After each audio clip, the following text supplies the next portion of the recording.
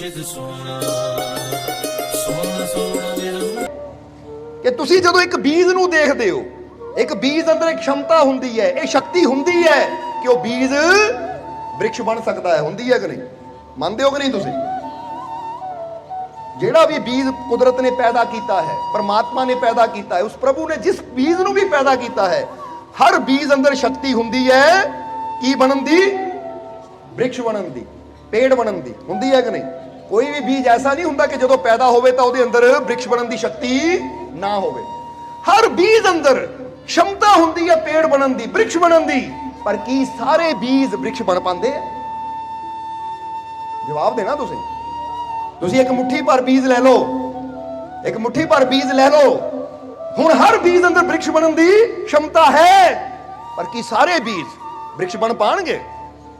कि सारे बीज वृक्ष बन सकते हैं? क्षमता तो है, ताकत तो है अंदर, गुण तो है उहदे अंदर, वो पेड़ बन सकता है, पर सिर्फ वो गुण होने दे नाल ही वो पेड़ नहीं बन जाता। इसलिए हर बीज दे अंदर वृक्ष होने की शक्ति है, पर हर बीज वृक्ष नहीं बन पाता। पर कुदरत जिन्हों पैदा कर दी ना, क्षमता ताकत शक्ति दे के पैदा कर दी, वो व्यर्थ नहीं किसी को पैदा कर दी है, क्योंकि कुदरत जद भी पैदा कर दी किसी को व्यर्थ नहीं पैदा कर दी। हरेक दे अंदर एक शक्ति हुंदी है, पर हुण किहड़ा बीज वृक्ष बन पाता है? वही बीज वृक्ष बन पाता है जिन्हों सही जमीन, सही खाद, सही पानी, सही जगह मिल जाए। तो बाकी बीज हुण तुसीं छट्टा दे दिओ बीजां दा, कुछ बीज उपजाऊ जमीन च गिरन और कुछ बीज पत्थरां ते गिरन, कुछ बीज जमीन दे उपर उगे हुए झाड़ फूस झाड़ियां च गिरन, और कुछ बीज छप्पड़ां च गिर जाण, तां किहदी संभावना हुंदी है वृक्ष बनन दी? हालांकि गुण सब दे अंदर है, गुण सब दे अंदर वो शक्ति है वृक्ष बनन दी, पर जिहड़े पत्थरां ते गिर गए उन्हां दी शक्ति नष्ट हो जाएगी, क्योंकि वो पत्थरां ते पे पे सुक जाणगे, सड़ जाणगे। क्योंकि एक बीज नूं ज्यादा दिन धुप्पे रख दिता जावे ना, तो वो भी हौली हौली धुप्प दी गर्मी नाल ਉਹਦੇ ਅੰਦਰਲੀ ਉਪਜਾਊ ਸ਼ਕਤੀ ਖਤਮ ਹੋ ਜਾਂਦੀ, ਉਹ ਸੁੱਕ ਜਾਂਦਾ ਹੈ। ਸਮਝਣਾ ਜ਼ਰਾ ਸਾਰਿਆਂ ਨੇ। ਔਰ ਜਿਹੜੇ ਬੀਜ ਛੱਪੜਾਂ 'ਚ ਗਿਰ ਗਏ ਉਹਨਾਂ ਅੰਦਰ ਵੀ, ਕਿਉਂਕਿ ਗੰਦੀ ਜਗ੍ਹਾ ਗਿਰੇ ਹੈ, ਤਾਂ ਉਹਨਾਂ ਦੇ ਅੰਦਰਲੀ ਜਿਹੜੀ ਸ਼ਕਤੀ ਸੀ ਪੇੜ ਬਣਨ ਦੀ, ਉਹ ਵੀ ਨਸ਼ਟ ਹੋ ਜਾਏਗੀ, ਕਿਉਂਕਿ ਉਹਨਾਂ ਨੂੰ ਛੱਪੜ ਮਿਲਿਆ, ਗੰਦਗੀ ਮਿਲੀ, ਉੱਥੇ ਚਿੱਕੜ ਹੈ, ਗਾਰਾ ਹੈ। ਜ਼ਰਾ ਸਮਝਣਾ। ਔਰ ਜਿਹੜੇ ਬੀਜ ਉਪਜਾਊ ਭੂਮੀ ਤੇ ਗਿਰੇ ਹੈ, ਉਹਨਾਂ ਅੰਦਰ ਪੂਰੀ ਸੰਭਾਵਨਾ ਹੈ ਕਿ ਇਹ ਸਹੀ ਜਗ੍ਹਾ ਗਿਰੇ ਹੈ, और ਜਿਹੜੇ सही जगह गिरते हैं फिर वो अपनी शक्ति का सही लाभ भी ले लेंदे है, उन्हां अंदर छुपी शक्ति भी प्रगट हो जाती है। हुण असीं बीज की गल क्यों की? क्योंकि अज असीं बड़े तो बड़ा वृक्ष भी देखते हैं ना, बड़े तो बड़ा पेड़ भी देखते हैं।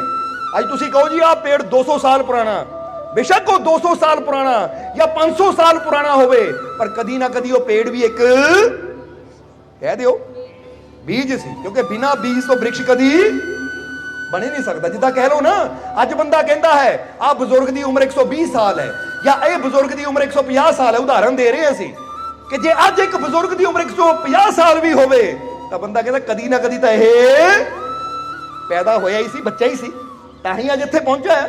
क्योंकि कदी हो ही नहीं सकता कि बुजुर्ग तो है पर वो कदी पैदा ना होया होवे, कि पेड़ तो है पर कदी वो बीज ना होवे। सो ये गल नूं हमेशा याद रखना कि बीज दे नाल ही वृक्ष की पहचान है, और बीज तो ही वृक्ष पैदा होता है। तो हुण बीज की गल असीं क्यों कर रहे हैं? क्योंकि ये चीज साडे जीवन नाल भी जुड़ी हुई है कि परमात्मा जद भी किसी बच्चे नूं दुनिया ते पैदा करता है, तो उहदे अंदर भी बड़ियां शक्तियां हुंदियां है, बड़ियां संभावना हुंदियां है, बड़ी क्षमता हुंदी है। जिद्दां हर बीज अंदर क्षमता है वृक्ष बनन दी, और जदों वृक्ष बनता तो उहदे अंदर हज़ारां ही फल लगदे है। बोलो समझदे हो कि नहीं?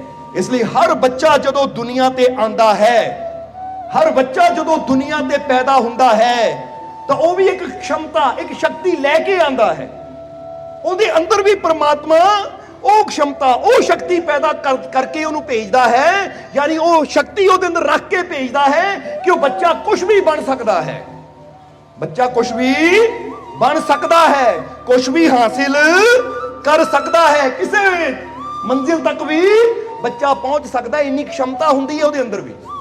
तां ही तां तुसीं देखदे हो ना, कई बच्चे साइंटिस्ट बन जाते हैं, कई बच्चे मिनिस्टर बन जाते हैं, प्रधानमंत्री बन जाते हैं, राष्ट्रपति बन जाते हैं, कई बच्चे बड़े तो बड़े डॉक्टर बन जाते हैं, स्पैशलिस्ट, कई बच्चे बड़े बड़े अफसर बन के बह जाते हैं कुर्सियां ते, क्योंकि इत्थों की पता लगता है कई बच्चे ऐसे होंगे है जिहड़े माउंट एवरेस्ट नूं फतेह कर लेंदे बड़े होके, कई बच्चे ऐसे होंगे है जिहड़े बड़े होके चंद्रमे तक पहुंच जाते हैं।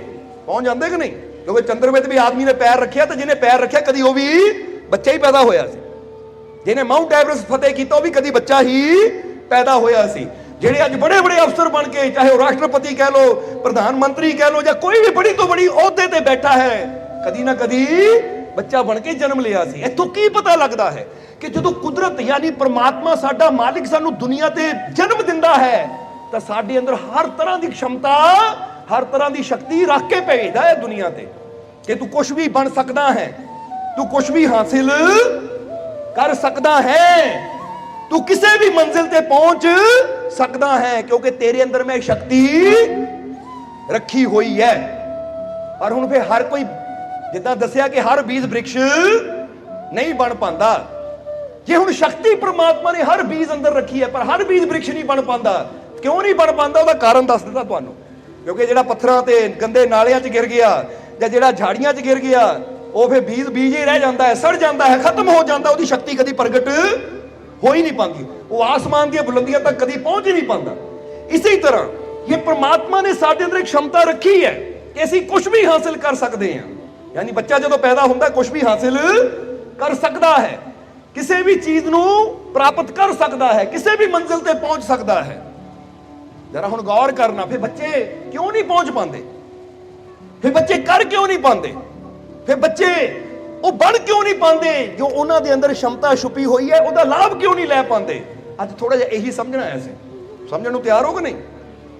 क्योंकि अगर असीं ये दो चार चीज़ों समझ लीए तो साडे जीवन च भी बदलाव आ सकता है और साडे बच्चों के जीवन च भी बदलाव आ सकता है। जरा समझना सारिਆਂ ने। इसलिए हुण कारण की है?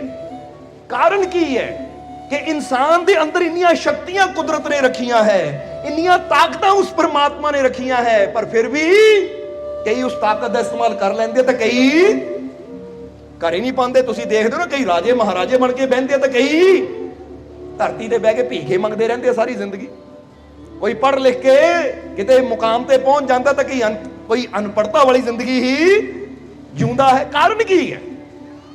ਇਹਦਾ कारण की है? जो शक्ति है साडे अंदर कुदरत ने रखी, तो सब तो पहली एक गल कहांगे, ਅਸੀਂ बहुत बार कहते हैं कि सब तो पहली एक गल ये जान लो कि तुहाडे अंदर बड़ी क्षमता है, तुहाडे अंदर बड़ी शक्ति है। क्योंकि जब तक बंदे की मौत नहीं होंदी ना, उहदे कोल टाइम है, समा है कुछ करन दा, कुछ बनन दा, वो कुछ भी हासिल कर सकता है। तो जे बंदा कहे उम्र कि लै बई हुण तां बुढ़े हो गए उम्र, तो जिन्हां दे अंदर लगन होवे ना, कुछ करन दी भावना होवे, उत्थे फिर उम्र एज मायने नहीं रखांदी। उत्थे तां बंदा अगर सोच लवे तो फिर जो नौजवान नहीं कर सकता बिरध भी कर सकते, करके दिखा देते हो। गल तो सोचती है। ये तो तुसी इदां दी कई सच्चियां घटनावां तुसी पिछे पढ़ के देख सकते हो। इदां कई इदां दी चीज़ां है कि जिन्हां नूं सक्सैस मिलिया, कामयाबी मिली, कईयां नूं तां मिली 60 साल की उम्र तो बाद जाके। हुण गौर करने वाली गल है। और कई इदां दे भी देखिया है, पढ़िया है, असीं देखिया है उन्हां दी जिंदगी बारे कि अमेरिका दे विच एक औरत, ਉਹਦਾ एक सपना सी, ਉਹਨੂੰ कैंसर का रोग हो गया। ਜਦੋਂ कैंसर का रोग हो गया, पता लगा डॉक्टर ने कहा भी देखो साल 2 साल ही है जिंदगी दे, साल 2 साल ही है जिंदगी दे। तो हुण ਉਹ उदास जी हुई। तो उस वेले डॉक्टर ने पूछा तू उदास क्यों है? वो कहती बस उदास है कि बचपन च मेरी एक ख्वाहिश सी कि मैं प्रोफैसर बनना चाहती सी, वो नहीं बन पाई क्योंकि मेरी शादी हो गई, फिर बच्चों को संभालने च इन्नी लागे नहीं कर पाई। वो कहते हुण टाइम है तेको, हुण टाइम है तेको, तो हुण टेस्ट दे, हुण प्रोफैसर लग जा, कम से कम 2 साल तेरे कोल है। मरन लग्या ये तो ना होवे काश मैं ये कर लैंदी, या क्योंकि जो काश शब्द है ना, काश मैं उदों ये कर लैंदी या काश मैं कर लैंदा, नहीं। कहते उस वेले उसने सलाह दी तो उन्हें कहा इस उम्र च हुण मेरी उम्र 80 साल के लागे मैं कर सकती हाँ? वो कहते सब कुछ हो सकता है। फिर कहते वाकई उन्हें गल मनी कि हुण है ही 2 साल, तो चलो ट्राई करिए, ट्राई करिए। तो उन्हें टेस्ट दिते, टेस्ट में पास हो गई। कहते सब तो ओल्ड महिला उही सी जदों टेस्ट में उन्हें जिद्दां ना तुसीं 10वीं के ओपन पेपर दे सकते हो, +2 के ओपन पेपर दे सकते हो, उम्र नहीं उत्थे मायने रखांदी, बस तुहानूं नॉलेज होनी चाहिए। ਕਹਿੰਦੇ ਉਹਨਾਂ ਟੈਸਟ ਦਿੱਤੇ, ਪਹਿਲਾ ਟੈਸਟ ਦਿੱਤਾ ਫੇਲ ਹੋ ਗਈ, ਦੂਜਾ ਦਿੱਤਾ ਫੇਲ ਹੋ ਗਈ, ਫਿਰ ਤੀਜਾ ਦਿੱਤਾ, ਤੀਸਰੇ ਵਾਰੀ ਉਹ ਸਫਲ ਹੋ ਗਈ। ਔਰ ਫਿਰ ਜਦੋਂ ਪਾਸ ਹੋਈ ਤਾਂ ਉਹਨੇ ਕਾਲਜ ਵਿੱਚ ਐਪਲੀਕੇਸ਼ਨ ਦਿੱਤੀ ਤਾਂ ਉਹ ਦੱਸਦੇ ਹੈ ਕਿ ਉਸ ਵੇਲੇ ਜਦੋਂ ਉਹਦਾ ਸਿਲੈਕਸ਼ਨ ਹੋਈ ਤਾਂ ਸਭ ਤੋਂ 올ਡ ਪ੍ਰੋਫੈਸਰ ਉਹ ਉੱਥੇ ਸੀ। ਪਰ ਸਭ ਤੋਂ ਹੈਰਾਨੀ ਦੀ ਗੱਲ ਇਹ ਕਿ ਜਦੋਂ ਉਹ ਕਾਲਜ ਜਾ ਕੇ ਬੱਚਿਆਂ ਨੂੰ ਪੜ੍ਹਾਉਣ ਲੱਗੀ ਤਾਂ ਇੰਨੀ ਖੁਸ਼ ਹੋਈ ਉਹ ਕਿ ਮੇਰਾ ਇੱਕ ਸੁਪਨਾ ਸੀ ਜੋ ਮੈਂ ਜਵਾਨੀ 'ਚ ਦੇਖਿਆ ਸੀ ਅੱਜ ਪੂਰਾ ਹੋ ਗਿਆ। ਜਰਾ ਸਮਝਣਾ, ਇੰਨੀ ਖੁਸ਼ ਹੋਈ ਕਿ ਜਿਹੜਾ ਡਾਕਟਰ ਨੇ ਟਾਈਮ ਦਿੱਤਾ ਸੀ ਨਾ 2 ਸਾਲ ਦਾ, ਉਹ ਕਹਿੰਦੇ ਫਿਰ ਕੀ ਹੋਇਆ ਕਿ 85 ਸਾਲ ਦੀ ਉਮਰ 'ਚ, ਜਰਾ ਹੁਣ ਗੌਰ ਕਰਨਾ, ਯਾਨੀ 80-85 ਸਾਲ ਦੀ ਪ੍ਰੋਫੈਸਰ ਬਣੀ ਤਾਂ ਫਿਰ ਪੜ੍ਹ ਰਹੇ ਸੀ ਅਸੀਂ ਕਿ 95 ਸਾਲ ਦੀ ਉਮਰ 'ਚ ਅੱਜ ਵੀ ਜੀ ਰਹੀ ਹੈ। ਉਹ ਖੁਸ਼ੀ ਇੰਨੀ ਹੈ ਕਿ ਉਹਦਾ ਕੈਂਸਰ ਵੀ ਠੀਕ ਹੋ ਗਿਆ। ਕਿਉਂਕਿ ਜਦੋਂ ਬੰਦਾ ਖੁਸ਼ ਹੁੰਦਾ ਹੈ ਨਾ, ਹੱਸਦਾ ਹੈ, ਮੁਸਕਰਾਉਂਦਾ ਹੈ, ਤਾਂ ਜਰਾ ਹੁਣ ਗੌਰ ਕਰਨਾ, ਇਹ ਗੱਲ ਬੜੀ ਸਮਝਣ ਵਾਲੀ ਹੈ ਕਿ ਜਦੋਂ ਬੰਦਾ ਖੁਸ਼ ਹੁੰਦਾ ਹੈ ਤਾਂ ਉਹਦੇ ਅੰਦਰ ਬਾਡੀ 'ਚ ਸੈੱਲ ਹੀ ਇਦਾਂ ਦੇ ਬਣਦੇ ਆ ਪੋਜ਼ਿਟਿਵਿਟੀ ਵਾਲੇ ਕਿ ਉਹਦੀਆਂ ਬਿਮਾਰੀਆਂ ਵੀ ਠੀਕ ਹੋਣੀਆਂ ਸ਼ੁਰੂ ਹੋ ਜਾਂਦੀਆਂ। ਔਰ ਇਹ ਕੋਈ ਸਿਰਫ ਕਹਾਣੀਆਂ ਨਹੀਂ ਹੈ, ਹਕੀਕਤ ਹੈ, ਸੱਚਾਈ ਹੈ ਇਹ ਜ਼ਿੰਦਗੀ ਦੀ ਕਿ ਜਦੋਂ ਤੁਸੀਂ ਖੁਸ਼ ਰਹਿੰਦੇ ਹੋ, ਹੱਸਦੇ ਹੋ, ਮੁਸਕਰਾਉਂਦੇ ਹੋ, ਅਸੀਂ ਕਈ ਵਾਰ ਦੱਸਿਆ ਹੈ ਕਿ ਤੁਹਾਡੇ ਹੱਸਣ ਨਾਲ, ਖੁਸ਼ ਰਹਿਣ ਨਾਲ ਹੀ ਤੁਹਾਡੇ ਜਿਹੜੇ ਬਲੱਡ ਅੰਦਰ ਨਾ ਐਸੇ ਸੈੱਲ ਬਣਦੇ ਐ ਜੋ ਤੁਹਾਡੇ ਅੰਦਰਲੀਆਂ ਬਿਮਾਰੀਆਂ ਨੂੰ ਖਤਮ ਕਰਨਾ ਸ਼ੁਰੂ ਕਰ ਦਿੰਦੇ ਹੈ। ਤਾਂ ਹੀ ਤੁਹਾਨੂੰ ਕਿਹਾ ਕਿ ਦਿਨ 'ਚ ਨਾ ਜੇ ਤਾਂ ਰੋਟੀ ਖਾਣ ਨੂੰ ਟਾਈਮ ਕੱਢਦੇ ਹੋ, ਰੋਟੀ ਖਾਣ ਵਾਸਤੇ ਟਾਈਮ ਕੱਢਦੇ ਹੋ, ਨਹਾਉਣ ਨੂੰ ਟਾਈਮ ਕੱਢਦੇ ਹੋ, ਇਸ਼ਨਾਨ ਕਰਨ ਨੂੰ ਯਾਨੀ ਬਾਥ ਲੈਣ ਨੂੰ ਟਾਈਮ ਕੱਢਦੇ ਹੋ, ਜਾਂ ਹੋਰ ਚੀਜ਼ਾਂ ਵਾਸਤੇ ਟਾਈਮ ਕੱਢਦੇ ਹੋ, ਇੱਕ ਟਾਈਮ ਰੱਖੋ ਕਿ ਆਹ ਟਾਈਮ ਮੈਂ 10-15 ਮਿੰਟ ਹੱਸਣਾ ਹੀ ਹੈ ਬਸ। ਤੁਸੀਂ ਤੁਹਾਨੂੰ ਅਗਰ ਇਹ ਟਾਈਮ ਤੁਸੀਂ ਰੱਖੋਗੇ ਨਾ ਤਾਂ ਅਸੀਂ ਕਹਿੰਦੇ ਲਿਖ ਕੇ ਲੈ ਲਿਓ, ਤੁਸੀਂ 45 ਦਿਨ ਅਗਰ ਇਦਾਂ ਕਰਕੇ ਦੇਖੋਗੇ ਤਾਂ ਤੁਸੀਂ ਆਪਣੇ ਜੀਵਨ 'ਚ ਉਹ ਬਦਲਾਵ ਦੇਖੋਗੇ ਕਿ ਜੇ ਮੇਰੀ ਉਮਰ 40 ਸਾਲ ਹੈ ਤਾਂ 40 ਸਾਲ ਹੋ ਗਏ ਮੈਂ ਸਵੇਰੇ ਸ਼ਾਮ ਰੋਟੀ ਖਾਂਦਾ ਆ, ਪੇਟ ਭਰ ਜਾਂਦਾ ਹੈ, ਪਰ ਆ ਮੈਂ ਜਿਹੜਾ ਨਿਯਮ ਬਣਾਇਆ 45 ਦਿਨਾਂ 'ਚ ਪਤਾ ਲੱਗੇਗਾ ਕਿ ਹੱਸਣ ਦਾ ਇੰਨਾ ਲਾਭ ਹੋਇਆ ਕਿ ਮੇਰੀਆਂ ਬਿਮਾਰੀਆਂ, ਮੇਰੀ ਸ਼ੂਗਰ, ਮੇਰੀਆਂ ਕਈ ਪ੍ਰੋਬਲਮਾਂ ਹੀ ਹਟ ਗਈਆਂ। ਇਹ ਸੱਚਾਈ ਹੈ, ਪਰ ਨਿਯਮ ਬਣਾਉਣਾ ਪੈਂਦਾ ਹੈ। ਤਾਂ ਹੀ ਤਾਂ ਅਸੀਂ ਕਈ ਵਾਰ ਦੱਸਿਆ ਕਿ ਬੜੇ ਬੜੇ ਸ਼ਹਿਰਾਂ 'ਚ ਲਾਫਿੰਗ ਕਲੱਬ ਬਣੇ ਹੈ। ਜਰਾ ਹੁਣ ਗੌਰ ਕਰਨਾ। ਔਰ ਸਪੈਸ਼ਲ ਮਹਾਤਮਾ ਬੁੱਧ ਨੂੰ ਤੁਸੀਂ ਸਾਰੇ ਨਾਮ ਸੁਣਿਆ ਹੀ ਹੈ ਉਹਨਾਂ ਦਾ, ਐਡੇ ਵੱਡੇ ਮਹਾਤਮਾ ਬੁੱਧ ਆਪਣੇ ਸ਼ਰਧਾਲੂਆਂ ਨੂੰ ਕੀ ਕਹਿੰਦੇ ਹੁੰਦੇ ਸੀ। ਅੱਜ ਵੀ ਜਿਹੜੇ ਮਹਾਤਮਾ ਬੁੱਧ ਦੇ ਭਿਕਸ਼ੂ ਹੈ ਨਾ, ਉਹ ਕੀ ਕਰਦੇ ਹੈ ਕਿ ਆਪਣੇ ਟੈਂਪਲ ਅੰਦਰ, ਆਪਣੇ ਮੰਦਿਰ ਅੰਦਰ ਗੋਲ ਚੱਕਰ ਬਣਾ ਕੇ ਬਹਿ ਜਾਂਦੇ ਹੈ, ਯਾਨੀ ਜਿੰਨੇ ਵੀ ਹੁੰਦੇ ਹੈ ਗੋਲ ਚੱਕਰ ਬਣਾ ਕੇ ਬਹਿ ਜਾਂਦੇ ਹੈ। ਔਰ ਕਿਹੜਾ ਮੈਡੀਟੇਸ਼ਨ ਕਰਦੇ ਹੈ, ਉਹ ਅੱਧੇ ਘੰਟੇ ਦਾ ਮੈਡੀਟੇਸ਼ਨ ਕੀ ਕਰਦੇ ਹੈ ਕਿ ਇੱਕ ਬੰਦੇ ਨੇ ਇੱਕ ਬਿਗਲ ਵਜਾਣਾ, ਇੱਕ ਉਹਨਾਂ ਕੋਲ ਸਾਜ਼ ਜਿਹਾ ਹੁੰਦਾ ਇਦਾਂ, ਉਹਨੇ ਵਜਾਣਾ ਹੈ, ਜਿੱਦਾਂ ਹੀ ਆਵਾਜ਼ ਸੁਣਨੀ ਹੈ ਸਾਰੇ ਨੇ ਅੱਖਾਂ ਬੰਦ ਕੀਤੀਆਂ, ਬੈਠੇ ਹੋਏ ਗੋਲ ਚੱਕਰ ਲਾ ਕੇ, ਜਿੱਦੀ ਉਹਦੀ ਆਵਾਜ਼ ਪੈਣੀ ਸਾਰਿਆਂ ਨੂੰ ਉੱਚੀ ਉੱਚੀ ਹੱਸਣਾ, ਸਾਰਿਆਂ ਨੇ ਉੱਚੀ ਉੱਚੀ ਹੱਸਣਾ, ਹੱਸ ਕੇ ਜਦੋਂ ਚੁੱਪ ਹੋ ਗਏ ਉਹਨਾਂ ਨੇ ਫਿਰ ਵਜਾ ਦੇਣਾ, ਫਿਰ ਹੱਸਣਾ, ਕਿਉਂਕਿ ਮੈਡੀਟੇਸ਼ਨ ਹੈ ਉਹਨਾਂ ਦਾ।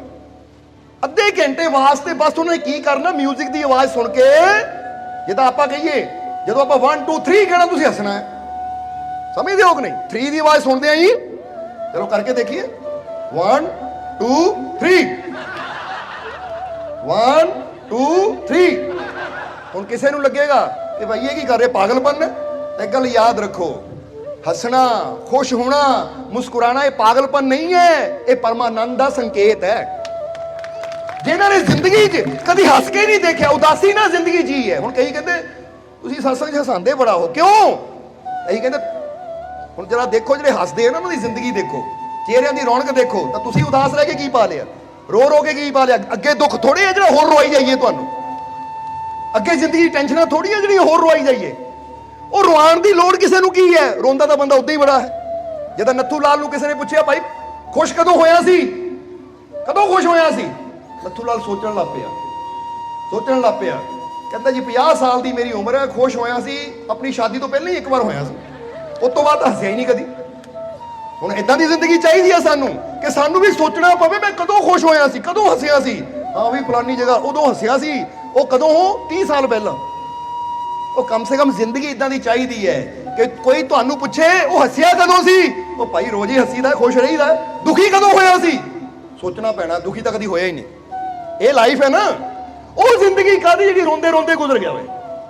ਹੁਣ ਤੁਸੀਂ ਆਪ ਸੋਚੋ ਕਿਹੜੀ ਜ਼ਿੰਦਗੀ ਤੁਸੀਂ ਪਸੰਦ ਕਰੋਗੇ, ਜਿਹੜੀ ਹਰ ਵੇਲੇ ਹਾਏ ਹਾਏ ਹਾਏ ਹਾਏ ਰੋਂਦੇ ਰੋਂਦੇ ਗੁਜ਼ਰੇ, ਜਾਂ ਜਿਹੜੀ ਜ਼ਿੰਦਗੀ ਖੁਸ਼ੀ ਨਾਲ ਗੁਜ਼ਰ ਜਾਵੇ, ਪਿਆਰ ਨਾਲ ਗੁਜ਼ਰ ਜਾਵੇ, ਆਨੰਦ ਨਾਲ ਗੁਜ਼ਰ ਜਾਵੇ? ਕਿਹੜੀ ਜ਼ਿੰਦਗੀ ਪਸੰਦ ਹੈ? ਔਰ ਯਾਦ ਰੱਖੋ ਜਿਹੜਾ ਬੰਦਾ ਦੁਖੀ ਹੁੰਦਾ ਨਾ, ਦੁਖੀ ਬੰਦਾ ਹਮੇਸ਼ਾ, ਕੋਈ ਦੁਖੀ ਹੋਵੇ ਨਾ ਉਹਨੂੰ ਤੁਸੀਂ ਬੁਲਾ ਲਓ ਜਾਂ ਉਹਨੂੰ ਤੁਸੀਂ ਛੇੜ ਦਿਓ, ਉਹ ਗੁੱਸੇ ਨਾ ਪਏਗਾ ਤੁਹਾਨੂੰ, ਤੈਨੂੰ ਨੀਂਦਾ ਨਹੀਂ ਮੈਂ ਕੀ ਕਰ ਰਿਹਾ। ਤਾਂ ਖੁਸ਼ ਬੰਦਾ ਜਦੋਂ ਖੁਸ਼ ਹੋਵੇ ਤਾਂ ਕੋਈ ਉਹਨੂੰ ਬੋਲ ਵੀ ਦੇ, ਕੋਈ ਗੱਲ ਨਹੀਂ ਯਾਰ ਮੈਂ ਬਹੁਤ ਖੁਸ਼ ਹਾਂ, ਜਾ ਤੈਨੂੰ ਮਾਫ ਕੀਤਾ। ਖੁਸ਼ੀ ਵਿੱਚ ਬੰਦਾ ਪਿਆਰ ਵੰਡਦਾ ਹੈ, ਤਾਂ ਗਮੀ ਵਿੱਚ ਬੰਦਾ ਕ੍ਰੋਧ ਵੰਡਦਾ ਹੈ। ਕਦੀ ਕਰਕੇ ਦੇਖਣਾ ਕਿ ਜਦੋਂ ਤੁਸੀਂ ਦੁਖੀ ਹੋਵੋ ਨਾ, ਇੱਕ ਬੰਦਾ ਬਾਹਰੋਂ ਦੁਖੀ ਆਵੇ ਤਾਂ ਘਰ 'ਚ ਬੱਚੇ ਖੇਡ ਰਹੇ ਹੋਣ ਜਾਂ ਪਤਨੀ ਨੇ ਟੀਵੀ ਲਾਇਆ ਹੋਵੇ, ਆਂਦਾ ਹੀ ਕਹੇਗਾ ਬੰਦ ਕਰੋ ਟੀਵੀ, ਉਹ ਬੱਚੇ ਚੁੱਪ ਕਰਕੇ ਵੇਖੋ, ਮੈਨੂੰ ਗੁੱਸਾ ਬੜਾ ਚੜਿਆ ਹੈ, ਕਿਤੇ ਬਾਹਰਲਾ ਗੁੱਸਾ ਤੁਹਾਡੇ ਤੇ ਨਾ ਲਿਖੀ ਆਵੇ, ਹੁੰਦੀ ਕਿ ਨਹੀਂ ਏਦਾਂ।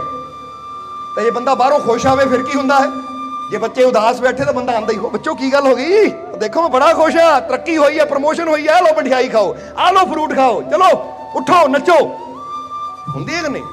ਫਿਰ ਜ਼ਿੰਦਗੀ ਕਿਹੜੀ ਵਧੀਆ ਹੈ, ਕਿਹੜੀ ਜ਼ਿੰਦਗੀ ਵਧੀਆ ਹੈ, 1 2 3 ਆ ਜ਼ਿੰਦਗੀ ਵਧੀਆ ਹੈ, ਸਮਝਦੇ ਹੋ ਕਿ ਨਹੀਂ। ਇਸ ਲਈ ਆ ਜ਼ਿੰਦਗੀ ਵਧੀਆ ਹੈ ਜਿਹ 'ਚ ਖੁਸ਼ੀ ਹੈ। ਸੋਚੋ ਕਿ ਮੈਂ ਜ਼ਿੰਦਗੀ 'ਚ ਆਨੰਦ ਕਿੱਦਾਂ ਲੈ ਸਕਦਾ ਹਾਂ, ਕਿਉਂਕਿ ਜ਼ਿੰਦਗੀ ਬੜੀ ਛੋਟੀ ਜਿਹੀ ਹੈ। ਅੱਜ ਜ਼ਿੰਦਗੀ ਹੈ, ਕੱਲ ਨੂੰ ਕੋਈ ਪਤਾ ਨਹੀਂ ਜ਼ਿੰਦਗੀ ਹੋਣੀ ਹੈ ਜਾਂ ਨਹੀਂ। ਉਹ ਜੇ ਜ਼ਿੰਦਗੀ ਛੋਟੀ ਜਿਹੀ ਹੈ ਤਾਂ ਫਿਰ ਉਦਾਸ ਹੋ ਕੇ, ਚਿੰਤਾ ਵਿੱਚ, ਦੁਖੀ ਹੋ ਕੇ, ਡਰ ਕੇ ਕਿਉਂ ਜੀਣੀ, ਫਿਰ ਕਿਉਂ ਨਹੀਂ ਇਹ ਜ਼ਿੰਦਗੀ ਦਾ ਹਰ ਪਲ ਹਰ ਸਾਹ ਮੈਂ ਖੁਸ਼ੀ ਨਾਲ ਜੀਣਾ। ਸਮਝਦੇ ਹੋ ਕਿ ਨਹੀਂ, ਖੁਸ਼ੀ ਨਾਲ ਜੀਓ, ਕਿਉਂ ਟੈਨਸ਼ਨ ਲਈ ਜਾਣੀ ਹੈ ਵੀ, ਜਰਾ ਸਮਝਣ ਵਾਲੀ ਗੱਲ ਹੈ। क्योंकि ਤੁਹਾਨੂੰ परमात्मा ने पैदा किया, जिदा ਅਸੀਂ कई बार दसी था, जिंदगी उसी की है जो मुस्कुराना जानता है। जेड़े मुस्कुरान की कला आंदी होवे ना, जेड़ा मुस्कुराना जानता है, हसना जानता है, सही मायने जिंदगी ओदी ही जिंदगी है। कि जदों जिंदगी च खुशी होवे, जिंदगी च प्यार होवे, जिंदगी च आनंद होवे, तो फिर ही बंदा कहता जिंदगी जीण का मजा आ गया। तो जे जिंदगी च पीड़ा ही होवे तो बंदे का जिंदगी जीण नूं दिल ही, दुख में बंदा की कहता इदां दी जिंदगी नालों मौत ही आ जावे, इदां दी जिंदगी नालों मर ही जावां। घर च झगड़ा होवे, घर च फसाद होवे, बंदा कहता इदां दे घर नूं छड्ड के चला जावां मैं। हुण जरा सोचो कि जिथे टेंशन, चिंता, तकलीफ, दुख होवे उत्थे कोई मजा नहीं है। तां हुण अगर असीं अपने आप नूं ऐसा बना लईए, अगर असीं अपनी सोच नूं, अपने माइंड नूं इन्नी उचाई ते लै जाइए, या कह लईए कि अपने माइंड नूं स्ट्रोंग बना लईए, तां फिर की होएगा। जे बुरे हालात भी होणगे ना, ਤੇ ਅਸੀਂ ਉਹ ਬੁਰੇ ਹਾਲਾਤਾਂ 'ਚ ਡਰਾਂਗੇ ਨਹੀਂ, ਰੋਵਾਂਗੇ ਨਹੀਂ, ਬਲਕਿ ਉੱਥੇ ਵੀ ਅਸੀਂ ਉਹਨਾਂ ਦਾ ਹੱਸਦੇ ਹੋਏ ਸਾਹਮਣਾ ਕਰਾਂਗੇ। ਠੀਕ ਹੈ, ਪ੍ਰੋਬਲਮ ਆ ਗਈ, ਹੱਲ ਕਰਦੇ ਆ। ਡਰਨਾ ਕਾਹਦਾ ਹੈ, ਚਿੰਤਾ ਕਾਹਦੀ ਕਰਨੀ ਹੈ, ਫਿਕਰ ਕਾਹਦੀ ਕਰਨੀ ਹੈ, ਕਿਉਂਕਿ ਜ਼ਿੰਦਗੀ 'ਚ ਪ੍ਰੋਬਲਮਾਂ ਤਾਂ ਆਣੀਆਂ ਹੀ ਹੈ, ਜ਼ਿੰਦਗੀ 'ਚ ਮੁਸ਼ਕਿਲਾਂ ਤਾਂ ਆਣੀਆਂ ਹੀ ਹੈ। ਕੋਈ ਜ਼ਿੰਦਗੀ ਐਸੀ ਨਹੀਂ ਹੈ ਜਿਸ 'ਚ ਕੋਈ ਮੁਸ਼ਕਿਲ ਨਾ ਹੋਵੇ। ਤੁਸੀਂ ਪੜ੍ਹ ਕੇ ਦੇਖ ਲਓ ਗੁਰੂਆਂ ਰਹਿਬਰਾਂ ਦੀ ਜ਼ਿੰਦਗੀ, ਪੀਰਾਂ ਫਕੀਰਾਂ ਅਵਤਾਰਾਂ ਦੀ ਜ਼ਿੰਦਗੀ। ਅੱਜ ਆਮ ਇਨਸਾਨ ਦੀ ਜ਼ਿੰਦਗੀ 'ਚ ਉਦਾਂ ਦੀਆਂ ਮੁਸ਼ਕਿਲਾਂ ਨਹੀਂ ਆਈਆਂ ਜਿੱਦਾਂ ਦੀਆਂ ਮੁਸ਼ਕਿਲਾਂ ਦਾ ਸਾਹਮਣਾ ਉਹਨਾਂ ਗੁਰੂਆਂ ਰਹਿਬਰਾਂ ਨੂੰ ਕਰਨਾ ਪਿਆ, ਜਿਨ੍ਹਾਂ ਨੂੰ ਅਸੀਂ ਅੱਜ ਪੂਜਦੇ ਹਾਂ। ਜਿੰਨਾ ਮੁਸ਼ਕਿਲਾਂ ਦਾ ਸਾਹਮਣਾ ਉਹਨਾਂ ਨੂੰ ਕਰਨਾ ਪਿਆ। ਹੁਣ ਅੱਜ ਗੱਲ ਕਰੀਏ ਸ਼੍ਰੀ ਰਾਮ ਦੀ, 14 ਸਾਲ ਦਾ ਬਨਵਾਸ, ਜੰਗਲਾਂ 'ਚ ਰਹਿਣਾ। ਬੰਦਾ ਤਾਂ ਫਿਰ ਆਪਣੇ ਘਰਾਂ 'ਚ ਬੈਠਾ ਹੈ, ਪਰ ਫਿਰ ਵੀ ਕਹਿੰਦੇ ਰਾਮ ਨੇ ਕਦੀ ਰੋਇਆ ਨਹੀਂ, ਕਦੀ ਹਾਏ ਨਹੀਂ ਕੀਤੀ। ਉਹਨਾਂ ਦੇ ਚਿਹਰੇ ਤੇ ਹਮੇਸ਼ਾ ਮਿੱਠੀ ਜਿਹੀ ਸਮਾਈਲ ਰਹਿੰਦੀ ਸੀ। ਉਹ ਕਹਿੰਦੇ ਜੇ ਆ ਹੀ ਗਿਆ ਹੈ ਤਾਂ ਰੋ ਕੇ ਕੀ, ਖੁਸ਼ੀ ਨਾਲ ਇਹਦਾ ਸਾਹਮਣਾ ਕਰਦੇ ਆ। ਕਿਉਂਕਿ ਜਦੋਂ ਅਸੀਂ ਕਿਸੇ ਚੀਜ਼ ਦਾ ਸਾਹਮਣਾ ਖੁਸ਼ੀ ਨਾਲ ਕਰਦੇ ਤਾਂ ਚੀਜ਼ ਆਸਾਨ ਹੋ ਜਾਂਦੀ ਹੈ। ਉਹ ਟਾਈਮ ਕੱਟਣਾ, ਉਹ ਮੁਸ਼ਕਿਲ ਚੋਂ ਨਿਕਲਣਾ ਆਸਾਨ ਹੋ ਜਾਂਦਾ ਹੈ। ਬੋਲੋ ਸਮਝਦੇ ਹੋ ਕਿ ਨਹੀਂ। ਜਿੱਦਾਂ ਨੂੰ ਫਰਜ਼ ਕਰੋ ਤੁਹਾਡੇ ਹੱਥ ਤੇ ਕੋਈ ਸੱਟ ਲੱਗ ਗਈ, ਹੁਣ ਸੱਟ ਲੱਗੀ ਹੈ, ਦਰਦ ਉਨੀ ਹੈ, ਪਰ ਤੁਸੀਂ ਹਾਏ ਹਾਏ ਮਰ ਗਿਆ, ਦਰਦ ਬੜੀ ਹੋ ਰਹੀ ਹੈ, ਦਰਦ ਬੜੀ ਹੋ ਰਹੀ ਹੈ, ਦਰਦ ਬੜੀ ਹੋ ਰਹੀ ਹੈ। ਤੇ ਇਹਦੇ ਨਾਲ ਕੀ ਹੈ, ਦਰਦ ਹੋਰ ਵੀ ਵੱਧ ਜਾਣੀ ਹੈ, ਵੱਧ ਜਾਣੀ ਹੈ ਕਿ ਨਹੀਂ। ਦਰਦ ਹੋਰ, ਕਿਉਂਕਿ ਜਿੰਨਾ ਅਸੀਂ ਹਾਏ ਹਾਏ ਕਰੀਏ ਨਾ ਵੱਧ ਜਾਣੀ ਹੈ। ਤਾਂ ਦੂਸਰਾ ਇਨਸਾਨ ਹੈ, ਸੱਟ ਲੱਗ ਗਈ, ਕੋਈ ਆਂਦਾ ਹੈ, ਕੋਈ ਉਹਦੇ ਕੋਲ ਖੜਾ ਹੈ, ਸੱਟ ਲੱਗ ਗਈ, ਉਹ ਕੀ ਹੋਵੇ, ਉਹ ਛੱਡ ਯਾਰ ਇਦਾਂ ਸੱਟਾਂ ਲੱਗਦੀਆਂ ਰਹਿੰਦੀਆਂ, ਆਪਣੀ ਗੱਲ ਦੱਸ ਤੂੰ ਸੁਣਾ ਕਿੱਦਾਂ ਠੀਕ ਆ। ਉਹ ਇਦਾਂ ਦੀਆਂ ਸੱਟਾਂ ਤਾਂ ਲੱਗਦੀਆਂ ਰਹਿੰਦੀਆਂ ਹੈ। ਹੁਣ ਉਹਦੇ ਨਾਲ ਕੀ ਹੋਣਾ ਹੈ, ਜਦੋਂ ਬੰਦਾ ਉਧਰੋਂ ਬੇਪਰਵਾਹੀ ਹੋ ਜਾਂਦਾ ਨਾ, ਤਾਂ ਦਰਦ ਤਾਂ ਹੈ, ਪਰ ਹੁਣ ਦਰਦ ਵਧਣੀ ਨਹੀਂ ਹੈ, ਉੱਥੋਂ ਘਟਣੀ ਸ਼ੁਰੂ ਹੋ ਜਾਣੀ ਹੈ, ਕਿਉਂਕਿ ਅਸੀਂ ਉਹਦੀ ਪਰਵਾਹੀ ਨਹੀਂ ਕੀਤੀ। ਸਮਝਦੇ ਹੋ ਕਿ ਨਹੀਂ। ਹੁਣ ਕਈ ਵਾਰ ਕੀ ਕਿ ਬੰਦੇ ਦੇ ਜੀਵਨ 'ਚ ਦੁੱਖ ਤਾਂ ਆਂਦਾ ਹੈ, ਉਹ ਦੁੱਖ ਤਾਂ ਇੰਨਾ ਕੁ ਹੁੰਦਾ ਹੈ, ਪਰ ਬੰਦਾ ਗੱਲਾਂ ਇਦਾਂ ਵਧਾ ਕੇ ਦੱਸਦਾ ਹੈ ਦੂਜਿਆਂ ਨੂੰ ਕਿ ਹਰ ਵੇਲੇ ਉਹਦੀ ਜ਼ੁਬਾਨ ਤੇ ਦੁੱਖ ਹੀ ਦੁੱਖ ਰਹਿੰਦਾ ਹੈ। ਤਾਂ ਫਿਰ ਇੱਥੇ ਕਵਾਂਗੇ ਕਿ ਜਿਹੜੀ ਗੱਲ ਸਾਡੀ ਜ਼ੁਬਾਨ ਤੇ, ਜਿਹਦਾ ਜ਼ਿਕਰ ਸਾਡੀ ਜ਼ੁਬਾਨ ਤੇ ਰਹਿਣਾ ਹੈ, ਉਹੀ ਚੀਜ਼ ਸਾਡੇ ਜੀਵਨ 'ਚ ਵਧਣੀ ਵੀ ਸ਼ੁਰੂ ਹੋ ਜਾਣੀ। ਜੇ ਦੁੱਖਾਂ ਦੀ ਗੱਲ ਹੀ ਹਰ ਵੇਲੇ ਕਰਾਂਗੇ ਤਾਂ ਸਾਡੇ ਜੀਵਨ 'ਚ ਦੁੱਖ ਹੀ ਵਧਣੇ ਹੈ। ਤਾਂ ਜੇ ਖੁਸ਼ੀਆਂ ਦੀ ਗੱਲ ਹਰ ਵੇਲੇ ਕਰਾਂਗੇ ਤਾਂ ਸਾਡੇ ਜੀਵਨ 'ਚ ਖੁਸ਼ੀਆਂ ਵਧਣੀਆਂ ਹੈ। ਇਸ ਲਈ ਅਸੀਂ ਇੱਕ ਨੁਕਤਾ ਦੇਣਾ ਤੁਹਾਨੂੰ, ਉਹ ਕੀ ਹੈ ਕਿ ਪੋਜ਼ਿਟਿਵ ਸੋਚਣਾ ਵੀ ਹੈ ਤਾਂ ਪੋਜ਼ਿਟਿਵ ਬੋਲਣਾ ਵੀ ਹੈ। ਬੋਲੋ ਸਮਝ, ਅੱਛਾ ਸੋਚਣਾ ਵੀ ਹੈ ਕਿ ਮੇਰੇ ਨਾਲ ਸਭ ਕੁਝ ਅੱਛਾ ਹੋਏਗਾ, ਔਰ ਅੱਛਾ ਬੋਲਣਾ ਵੀ ਹੈ। ਜਿੱਦਾਂ ਹੁਣ ਫਰਜ਼ ਕਰੋ, ਅੱਛਾ ਬੋਲਣ ਦਾ ਮਤਲਬ ਕੀ ਹੈ ਕਿ ਤੁਸੀਂ ਫਰਜ਼ ਕਰੋ ਤੁਹਾਡੇ ਕਿਤੇ ਦਰਦ ਹੋ ਰਹੀ ਹੈ, ਕੋਈ ਆ ਕੇ ਪੁੱਛਦਾ ਹੈ ਹਾਂ ਵੀ ਕਿੱਦਾਂ, ਠੀਕ ਹੈ ਤੂੰ, ਤਾਂ ਬੰਦਾ ਕਹਿੰਦਾ ਨਹੀਂ ਯਾਰ ਬੜੀ ਦਰਦ ਹੈ, ਦੇਖ ਇੱਥੇ ਤਾਂ ਬੁਰਾ ਹਾਲ ਹੋ ਗਿਆ, ਲੱਗਦਾ ਹੈ ਦਰਦ ਨੇ ਮੇਰੀ ਜਾਨ ਹੀ ਲੈ ਜਾਣੀ ਹੈ। ਇਹ ਨੈਗੇਟਿਵ ਹੈ, ਇਹਨੂੰ ਕਹਿੰਦੇ ਨੈਗੇਟਿਵਿਟੀ। ਅਸੀਂ ਆਪਣੀ ਦਰਦ ਨੂੰ ਇਹਦੇ ਨਾਲ ਜੋੜ ਲੈਣਾ, ਜਾਨ ਹੀ ਲੈ ਕੇ ਜਾਣਾ ਹੈ। ਤਾਂ ਹੁਣ ਹੋਣਾ ਕੀ ਹੈ, ਵਾਕਈ ਉਹ ਦਰਦ ਇੰਨੀ ਲੰਬੀ ਰਹਿਣੀ ਹੈ ਕਿ ਤੁਹਾਡੀ ਜਾਨ ਜਾਣੀ ਹੈ, ਕਿਉਂਕਿ ਤੁਸੀਂ ਆਪ ਹੀ ਆਪਣੀ ਜਾਨ ਨਾਲ ਦਰਦ ਨੂੰ ਜੋੜ ਦਿੱਤਾ। ਪਰ ਜੇ ਤੁਸੀਂ ਕਹਿੰਦੇ ਹੋ ਉਹ ਦਰਦ ਠੀਕ ਹੈ ਯਾਰ, ਇਦਾਂ ਹੀ ਦਰਦਾਂ ਆਉਂਦੀਆਂ ਜਾਂਦੀਆਂ ਰਹਿੰਦੀਆਂ ਹੈ, ਕੋਈ ਪਰਵਾਹ ਨਹੀਂ, ਮੇਰਾ ਮਾਲਿਕ ਜੇ ਮੇਰੇ ਨਾਲ ਹੈ ਤੇ ਦਰਦਾਂ ਵੀ ਠੀਕ ਹੋ ਜਾਣਗੀਆਂ, ਹੋਰ ਗੱਲ ਦੱਸ ਤੂੰ, ਦਰਦ ਦੀ ਗੱਲ ਕੀ ਕਰਨੀ, ਖੁਸ਼ੀਆਂ ਦੀ ਗੱਲ ਕਰਦੇ ਹਾਂ। ਚੀਜ਼ ਉੱਥੇ ਹੀ ਹੈ ਪਰ ਅਸੀਂ ਉਹਦਾ ਜ਼ਿਕਰ ਨਹੀਂ ਕਰਦੇ, ਤਾਂ ਸਾਡੀ એનર્ਜੀ ਉਹਦੇ ਵੱਲ ਲੱਗਣ ਦੀ ਬਜਾਏ ਦੂਜੇ ਪਾਸੇ ਲੱਗਣੀ ਸ਼ੁਰੂ ਹੋ ਗਈ। ਸਮਝਦੇ ਹੋ ਕਿ ਨਹੀਂ? ਹੁਣ ਇੱਕ ਵਾਰੀ ਨਾ ਥੋੜੀ ਦੇਰ ਵਾਸਤੇ ਅੱਖਾਂ ਬੰਦ ਕਰੋ, ਅੱਖਾਂ ਬੰਦ ਕਰਕੇ ਥੋੜਾ ਫੀਲ ਕਰਨਾ ਸੀ। ਕੀ ਫੀਲ ਕਰਨਾ ਹੈ, ਕੀ ਮਹਿਸੂਸ ਕਰਨਾ ਹੈ? ਕਿ ਕੋਈ ਨਾ ਦੁੱਖ ਦੀ ਗੱਲ, ਕੋਈ ਪਰੇਸ਼ਾਨੀ ਦੀ ਗੱਲ, ਕਿ ਕਿਸੇ ਨੇ ਮੇਰਾ ਅਪਮਾਨ ਕੀਤਾ, ਕਿਸੇ ਨੇ ਮੈਨੂੰ ਤਕਲੀਫ ਦਿੱਤੀ, ਕਿਸੇ ਨੇ ਮੈਨੂੰ ਬੁਰਾ ਬੋਲਿਆ, ਕਦੀ ਉਹਦੀ ਗੱਲ ਬੰਦਾ ਸੋਚੋਗੇ ਤਾਂ ਜਦੋਂ ਸੋਚਦੇ ਆ ਤਾਂ ਅੰਦਰ ਸਾਡੀ એનર્ਜੀ ਦਾ ਲੈਵਲ ਡਾਊਨ ਹੁੰਦਾ ਹੈ, ਸਾਡੀ એનર્ਜੀ ਦਾ ਲੈਵਲ ਡਾਊਨ ਹੁੰਦਾ ਹੈ ਕਿ ਲੈ ਵੀ ਕਿਸੇ ਨੇ ਮੇਰਾ ਅਪਮਾਨ ਕੀਤਾ ਜਾਂ ਮੈਨੂੰ ਆ ਪੀੜਾ ਸੀ। ਪਰ ਹੁਣ ਜਰਾ ਇਹਨੂੰ ਉਲਟ ਸੋਚੀਏ ਕਿ ਮੈਂ ਬਹੁਤ, ਅੱਖਾਂ ਬੰਦ ਕਰਕੇ, ਮੈਂ ਬਹੁਤ ਬੋਲਣਾ ਹੈ, ਨਾਲ ਨਾਲ ਬੋਲਣਾ ਹੈ, ਮੈਂ ਬਹੁਤ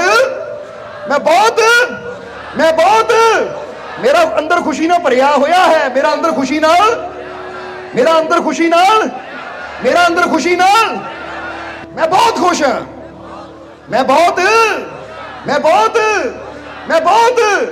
ਮੇਰਾ ਰੋਮ ਰੋਮ ਖੁਸ਼ੀ ਨਾਲ। ਕੀ ਫੀਲ ਹੋਇਆ ਫਿਰ? ਖੁਸ਼ੀ ਫੀਲ ਹੁੰਦੀ ਕਿ ਨਹੀਂ? ਹੁਣ ਜਰਾ ਗੌਰ ਕਰਕੇ ਦੇਖਣਾ, ਤੁਸੀਂ ਕਦੀ ਖੜ ਕੇ ਕਿਸੇ ਬੰਦੇ ਨੂੰ ਨਾ ਉਹਨੂੰ ਕਹਿਣਾ ਕਿ ਮੈਂ ਵੀ ਬਹੁਤ ਦੁਖੀ ਹਾਂ, ਮੈਂ ਬਹੁਤ ਪਰੇਸ਼ਾਨ ਹਾਂ, ਮੇਰੇ ਜੀਵਨ 'ਚ ਬੜੀਆਂ ਤਕਲੀਫਾਂ ਹੈ, ਉਹਦੀ એનર્ਜੀ ਲੈਵਲ ਦੇਖਿਓ ਕੀ ਹੋਣਾ ਹੈ। ਉਹਦੇ ਚਿਹਰੇ ਤੋਂ ਪਤਾ ਲੱਗ ਜਾਣਾ ਹੈ ਕਿ ਬੰਦਾ ਨਾਕਾਮ ਹੀ, ਕੁਝ ਕਰ ਹੀ ਨਹੀਂ ਸਕਦਾ। ਤਾਂ ਦੂਜੇ ਪਾਸੇ ਉਹਨੂੰ ਕਹੋ ਤੂੰ ਕਰ ਸਕਦਾ ਆ, ਆਪਣੇ ਮਾਲਿਕ ਤੇ ਵਿਸ਼ਵਾਸ ਰੱਖ, ਤੇ ਇਦਾਂ ਕਹਿਣ ਦੇ ਨਾਲ ਹੀ ਉਹਦੀ ਆਵਾਜ਼ 'ਚ ਵੀ, ਉਹਦੀ ਟੋਨ ਵੀ ਚੇਂਜ ਹੋ ਜਾਏਗੀ ਔਰ ਉਹਦੇ ਅੰਦਰ ਇੱਕ ਕੌਨਫੀਡੈਂਸ, ਇੱਕ ਵਿਸ਼ਵਾਸ ਵੀ ਆਏਗਾ। ਕਿਉਂਕਿ ਪਰਮਾਤਮਾ, ਫਿਰ ਕਵਾਂਗੇ ਕਿ ਜਿਸ ਵੀ ਬੱਚੇ ਨੂੰ ਦੁਨੀਆ ਤੇ ਭੇਜਦਾ ਹੈ ਉਹਦੇ ਅੰਦਰ ਹਰ ਚੀਜ਼ ਨੂੰ ਹਾਸਲ ਕਰਨ ਦੀ ਸ਼ਕਤੀ ਦੇ ਕੇ ਭੇਜਦਾ ਹੈ, ਉਹਦੇ ਅੰਦਰ ਹਰ ਚੀਜ਼ ਨੂੰ ਪ੍ਰਾਪਤ ਕਰਨ ਦੀ ਖਮਤਾ ਹੁੰਦੀ ਹੈ, ਉਹਦੇ ਅੰਦਰ ਹਰ ਉਚਾਈ ਤੇ ਪਹੁੰਚਣ ਦੀ ਸ਼ਕਤੀ ਹੁੰਦੀ ਹੈ। ਪਰ ਉਹ ਹਾਸਲ ਕਿਉਂ ਨਹੀਂ ਕਰ ਪਾਉਂਦਾ? ਉਹਦਾ ਵੀ ਇੱਕ ਕਾਰਨ ਹੈ। ਹਾਸਲ ਕਿਉਂ ਨਹੀਂ ਕਰ ਪਾਉਂਦਾ? ਉਹ ਇਸ ਲਈ ਬੱਚਾ ਹਾਸਲ ਨਹੀਂ ਕਰ ਪਾਉਂਦਾ ਕਿਉਂਕਿ ਆਪਾਂ ਕੋਈ ਵੀ ਚੀਜ਼ ਨੂੰ ਹਾਸਲ ਕਰਨਾ ਹੋਵੇ, ਕਿਸੇ ਵੀ ਚੀਜ਼ ਨੂੰ ਪਾਣਾ ਹੋਵੇ ਤਾਂ ਚਾਰ ਚੀਜ਼ਾਂ ਦੀ ਜ਼ਰੂਰਤ ਹੈ। ਉਹ ਚਾਰ ਚੀਜ਼ਾਂ ਸਮਝਣੀਆਂ ਅਸੀਂ, ਫਿਰ ਅਸੀਂ ਕਿਸੇ ਚੀਜ਼ ਨੂੰ ਵੀ ਹਾਸਲ ਕਰ ਸਕਦੇ ਹਾਂ, ਫਿਰ ਕਿਸੇ ਵੀ ਮੰਜ਼ਿਲ ਤੱਕ ਅਸੀਂ ਪਹੁੰਚ ਸਕਦੇ ਹਾਂ। ਉਹ ਚਾਰ ਚੀਜ਼ਾਂ ਕਿਹੜੀਆਂ ਹੈ ਕਿ ਜੇ ਬੱਚੇ ਅੰਦਰ, ਬੱਚਾ ਉਹਨਾਂ ਨੂੰ ਸਮਝ ਲਵੇ ਤਾਂ ਬੱਚਾ ਹਰ ਚੀਜ਼ ਨੂੰ ਪ੍ਰਾਪਤ ਕਰ ਸਕਦਾ ਹੈ, ਚਾਹੇ ਕਾਮਯਾਬੀ ਹੋਵੇ, ਚਾਹੇ ਤੰਦਰੁਸਤੀ ਹੋਵੇ, ਚਾਹੇ ਖੁਸ਼ੀਆਂ ਹੋਣ। ਤਾਂ ਜੇ ਉਹ ਚਾਰ ਚੀਜ਼ਾਂ ਨੂੰ ਨਾ ਸਮਝੇ ਤਾਂ ਉਹਦੇ ਅੰਦਰਲੀ ਖਮਤਾ ਉਹਦੇ ਅੰਦਰ ਹੀ ਦਬੀ ਰਹਿ ਜਾਂਦੀ ਹੈ। ਜਿੱਦਾਂ ਸਮਝ ਲਓ ਕਿ ਅਸੀਂ ਪਹਿਲਾਂ ਹੀ ਦੱਸਿਆ ਕਿ ਇੱਕ ਬੀਜ ਨੂੰ ਅਗਰ ਸਹੀ ਜ਼ਮੀਨ ਮਿਲ ਜਾਵੇ, ਸਹੀ ਜਗ੍ਹਾ ਮਿਲ ਜਾਵੇ ਤਾਂ ਉਹਦੇ ਅੰਦਰਲੀ ਸ਼ਕਤੀ, ਜੋ ਖਮਤਾ ਹੈ, ਪ੍ਰਗਟ ਹੋ ਜਾਂਦੀ, ਉਹ ਬ੍ਰਿਕਸ਼ ਬਣ ਜਾਂਦਾ ਹੈ। ਤਾਂ ਜੇ ਉਹਨੂੰ ਸਹੀ ਜ਼ਮੀਨ, ਸਹੀ ਜਗ੍ਹਾ ਨਾ ਮਿਲੇ ਤਾਂ ਫਿਰ ਉਹ ਉਦਾਂ ਹੀ ਨਸ਼ਟ ਹੋ ਜਾਂਦਾ ਹੈ। ਇਸੇ ਤਰ੍ਹਾਂ ਅਗਰ ਅਸੀਂ ਵੀ ਜੋ ਪ੍ਰਮਾਤਮਾ ਨੇ ਸਾਡੇ ਅੰਦਰ ਖਮਤਾ ਰੱਖੀ ਹੈ, ਤਾਕਤ ਰੱਖੀ ਹੈ, ਅਸੀਂ ਉਹਨੂੰ ਜਗਾਉਣਾ ਚਾਹੁੰਦੇ ਹਾਂ, ਉਹਨੂੰ ਸਮਝਣਾ ਚਾਹੁੰਦੇ ਹਾਂ, ਤਾਂ ਸਭ ਤੋਂ ਪਹਿਲੀ ਗੱਲ ਤਾਂ ਸਾਡੀ ਸੰਗਤ ਸਹੀ ਹੋਣੀ ਚਾਹੀਦੀ ਹੈ। ਪਰ ਸਮਝਦੇ ਹੋ ਕਿ ਨਹੀਂ? ਕਿਉਂਕਿ ਸੰਗਤ ਵੀ ਇੱਕ ਜ਼ਮੀਨ ਦੀ ਤਰ੍ਹਾਂ ਹੁੰਦੀ ਹੈ, ਜਿਹਨੂੰ ਸਹੀ ਸੰਗਤ ਮਿਲ ਜਾਂਦੀ ਹੈ ਨਾ।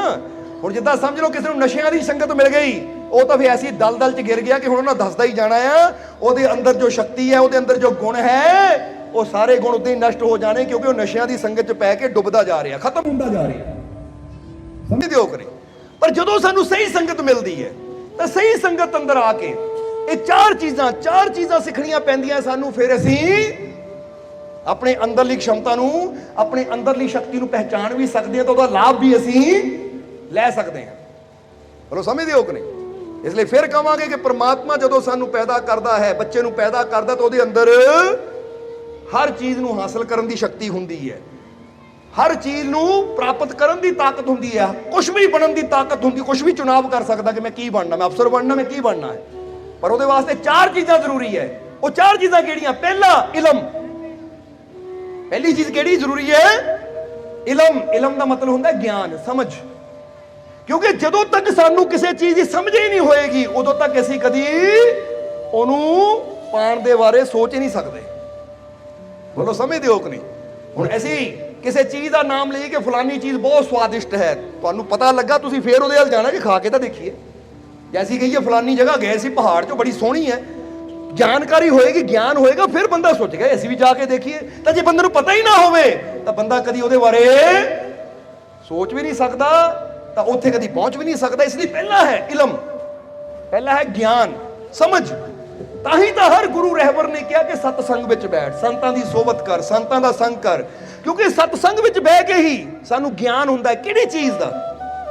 ਜੇ ਤਾਂ ਫਿਰ ਕਵਾਂਗੇ ਕਿ ਅਸੀਂ ਕਈ ਵਾਰ ਇਹ ਜ਼ਿਕਰ ਕਰਦੇ ਹਾਂ ਕਿ ਜੇ ਦੁਨਿਆਵੀ ਗਿਆਨ ਲੈਣਾ ਹੈ ਤਾਂ ਦੁਨੀਆ 'ਚ ਵਿਚਰ ਕੇ ਪਤਾ ਲੱਗਦਾ ਹੈ। ਕਿ ਜਿੱਦਾਂ ਹੁਣ ਫਰਜ਼ ਕਰੋ ਜਲੰਧਰ 'ਚ ਕੀ ਹੈ, ਜੇ ਬੰਦੇ ਨੇ ਜਾਣਨਾ ਹੋਵੇ ਤਾਂ ਜਲੰਧਰ ਦਾ ਬੰਦਾ ਚੱਕਰ ਲਾਉਂਦਾ ਹੈ, ਫਿਰ ਦੇਖਦਾ ਇੱਥੇ ਆਹ ਚੀਜ਼ ਹੈ, ਇੱਥੇ ਆਹ ਚੀਜ਼ ਹੈ। ਜਿੱਦਾਂ ਹੁਣ ਬੰਦਾ ਕਿਤੇ ਬਾਹਰਲੀਆਂ ਕੰਟਰੀਆਂ ਜਾਂਦਾ ਨਾ, ਉੱਥੇ ਟੂਰਿਸਟ ਗਾਈਡ ਹੁੰਦੇ ਹੈ ਜਾਂ ਇਦਾਂ ਦੀਆਂ ਬੱਸਾਂ ਹੁੰਦੀਆਂ ਟੂਰ ਵਾਲੀਆਂ ਕਿ ਜਿਹਨਾਂ ਦੀ ਟਿਕਟ ਲੈ ਲਓ ਉਹ ਉਸ ਮੇਨ ਪੁਆਇੰਟ ਤੇ ਰੋਕਦੀ ਹੈ ਔਰ ਸਾਨੂੰ ਪਤਾ ਲੱਗ ਜਾਂਦਾ ਕਿ ਇੱਥੇ ਕੀ ਹੈ। ਹੁਣ ਜੇ ਦੁਨੀਆ ਦਾ ਗਿਆਨ ਲੈਣਾ ਹੋਵੇ ਤਾਂ ਸਾਨੂੰ ਦੁਨੀਆ ਘੁੰਮਣੀ ਪੈਂਦੀ ਹੈ, ਪਰ ਜੇ ਦੁਨੀਆ ਨੂੰ ਬਣਾਉਣ ਵਾਲਾ ਉਹ ਪ੍ਰਮਾਤਮਾ ਪ੍ਰਭੂ ਉਹਦਾ ਗਿਆਨ ਲੈਣਾ ਹੋਵੇ ਤਾਂ ਫਿਰ ਸਾਨੂੰ ਕਿੱਥੇ ਜਾਣਾ ਪੈਂਦਾ ਹੈ? ਜਵਾਬ ਦੇ ਦਿਓ, ਆਪਣੇ ਅੰਦਰ। ਤਾਂ ਹੀ ਤਾਂ ਫਿਰ ਕਵਾਂਗੇ ਕਿ ਇੱਕ ਹੁੰਦੇ ਫਕੀਰ ਜਿਨ੍ਹਾਂ ਨੂੰ ਸੂਫੀ ਸੰਤ ਕਿਹਾ ਜਾਂਦਾ ਔਰ ਇੱਕ ਹੁੰਦੇ ਮੁੱਲਾ ਪੰਡਿਤ। ਇਹ ਸਾਨੂੰ ਬਾਹਰ ਉਲਝਾਉਂਦੇ ਆ ਕਿ ਤੂੰ ਬਾਹਰ ਨਮਾਜ਼ ਪੜ੍ਹਨੀ ਹੈ, ਬਾਹਰ ਆਹ ਪੂਜਾ ਕਰਨੀ ਹੈ, ਇਦਾਂ ਕਰਨਾ। ਤੇ ਜਿਹੜੇ ਫਕੀਰ ਹੁੰਦੇ ਆ ਉਹ ਕਹਿੰਦੇ ਬਾਹਰੋਂ ਜੋ ਮਰਜ਼ੀ ਕਰੀਏ, ਜਦ ਤੱਕ ਤੇਰੀ ਨੀਅਤ ਨਹੀਂ ਸਾਫ਼ ਹੋਏਗੀ, ਤੇਰਾ ਅੰਦਰ ਨਹੀਂ ਸਾਫ਼ ਹੋਏਗਾ, ਤੈਨੂੰ ਰੱਬ ਨਹੀਂ ਮਿਲਣਾ। ਉਹ ਸਾਰਾ ਜ਼ੋਰ ਅੰਦਰ ਨੂੰ ਬਦਲਦੇ ਦਿੰਦੇ ਆ। ਇੱਕ ਹੁੰਦਾ ਬਾਹਰਲਾ ਬਦਲਾਵ ਕਿ ਭਾਈ ਤੂੰ ਇਦਾਂ ਦਾ ਭੇਸ਼ ਬਣਾਉਣਾ ਹੈ, ਇਦਾਂ ਦੇ ਕੱਪੜੇ ਪਾਣੇ ਆ, ਆਹ ਚੀਜ਼ ਕਰਨੀ ਹੈ, ਆਹ ਨਹੀਂ ਕਰਨੀ। ਤਾਂ ਫਕੀਰ ਜਾਂ ਗੁਰੂ ਰਹਿਬਰ ਉਹ ਸਾਡੇ ਅੰਦਰ ਨੂੰ ਬਦਲਦੇ ਆ, ਸਾਡੀ ਸੋਚ ਨੂੰ ਬਦਲਦੇ ਆ, ਸਾਡੇ ਅੰਦਰਲੀ ਸਫਾਈ ਕਰਦੇ ਆ। ਤਾਂ ਹੀ ਤਾਂ ਅਸੀਂ ਕਈ ਵਾਰ ਦੱਸਿਆ ਨਾ ਕਿ ਬਾਹਰੋਂ ਧੋਵੇ ਲੱਤਾਂ ਗੋਡੇ ਅੰਦਰੇ ਰਹੀ ਫਲੀਤੀ। ਬੁੱਲੇ ਸ਼ਾਹ ਨੇ ਸਾਫ਼ ਕਿਹਾ ਕਿ ਅੰਦਰ ਹੀ ਤੇਰਾ ਪਲੀਤ ਹੈ, ਜੇ ਅੰਦਰ ਹੀ ਤੇਰਾ ਗੰਦਾ ਹੈ ਤਾਂ ਬਾਹਰਲੀਆਂ ਸਫਾਈਆਂ ਨੂੰ ਫਿਰ ਭਾਈ ਕੀ ਕਰਨਾ ਹੈ? ਇਸ ਲਈ ਪਹਿਲਾਂ ਕੀ ਕਰਨਾ ਹੈ? ਅੰਦਰ ਨੂੰ ਸਾਫ਼ ਕਰ, ਕਿਉਂਕਿ ਜੇ ਪ੍ਰਮਾਤਮਾ ਨੂੰ ਜਾਣਨਾ ਹੈ ਤਾਂ ਤੈਨੂੰ ਅੰਦਰ ਜਾ ਕੇ ਉਹਨੂੰ ਸਮਝਣਾ ਪਏਗਾ, ਕਿਉਂਕਿ ਇਹ ਰੱਬ ਤੇਰੇ ਅੰਦਰ ਵਸਦਾ, ਨਾ ਜੰਗਲਾਂ ਵਿੱਚ ਟੋਲ। ਉਹਨੂੰ ਜੰਗਲਾਂ 'ਚ ਟੋਲਣ ਦੀ ਲੋੜ ਨਹੀਂ, ਉਹ ਤਾਂ ਤੇਰੇ ਅੰਦਰ ਵਸਦਾ ਹੈ। ਇਸ ਲਈ ਹੁਣ ਇਹਦੇ ਵਾਸਤੇ ਪ੍ਰਮਾਤਮਾ ਦੀ ਸ਼ਕਤੀ ਸਾਡੇ ਅੰਦਰ ਹੈ। ਜਿੱਦਾਂ ਹੀ ਦੱਸਿਆ ਕਿ ਬੀਜ ਦੇ ਅੰਦਰ ਹੀ ਬ੍ਰਿਕਸ਼ ਬਸਦਾ ਹੈ। ਇਸ ਲਈ ਇੱਕ ਵਿਗਿਆਨ ਜਦੋਂ ਬੀਜ ਨੂੰ ਤੋੜ ਕੇ ਉਹਦੇ ਅੰਦਰੋਂ ਖੋਜਦਾ ਨਾ, ਪਤਾ ਲੱਗ ਜਾਂਦਾ ਹੈ ਕਿ ਬੀਜ ਅੰਦਰ ਕਿਹੜੇ ਤੱਤ ਹੈ, ਕਿਹੜੇ ਗੁਣ ਹੈ। ਬੋਲੋ ਸਮਝਦੇ ਹੋ ਕਿ ਨਹੀਂ?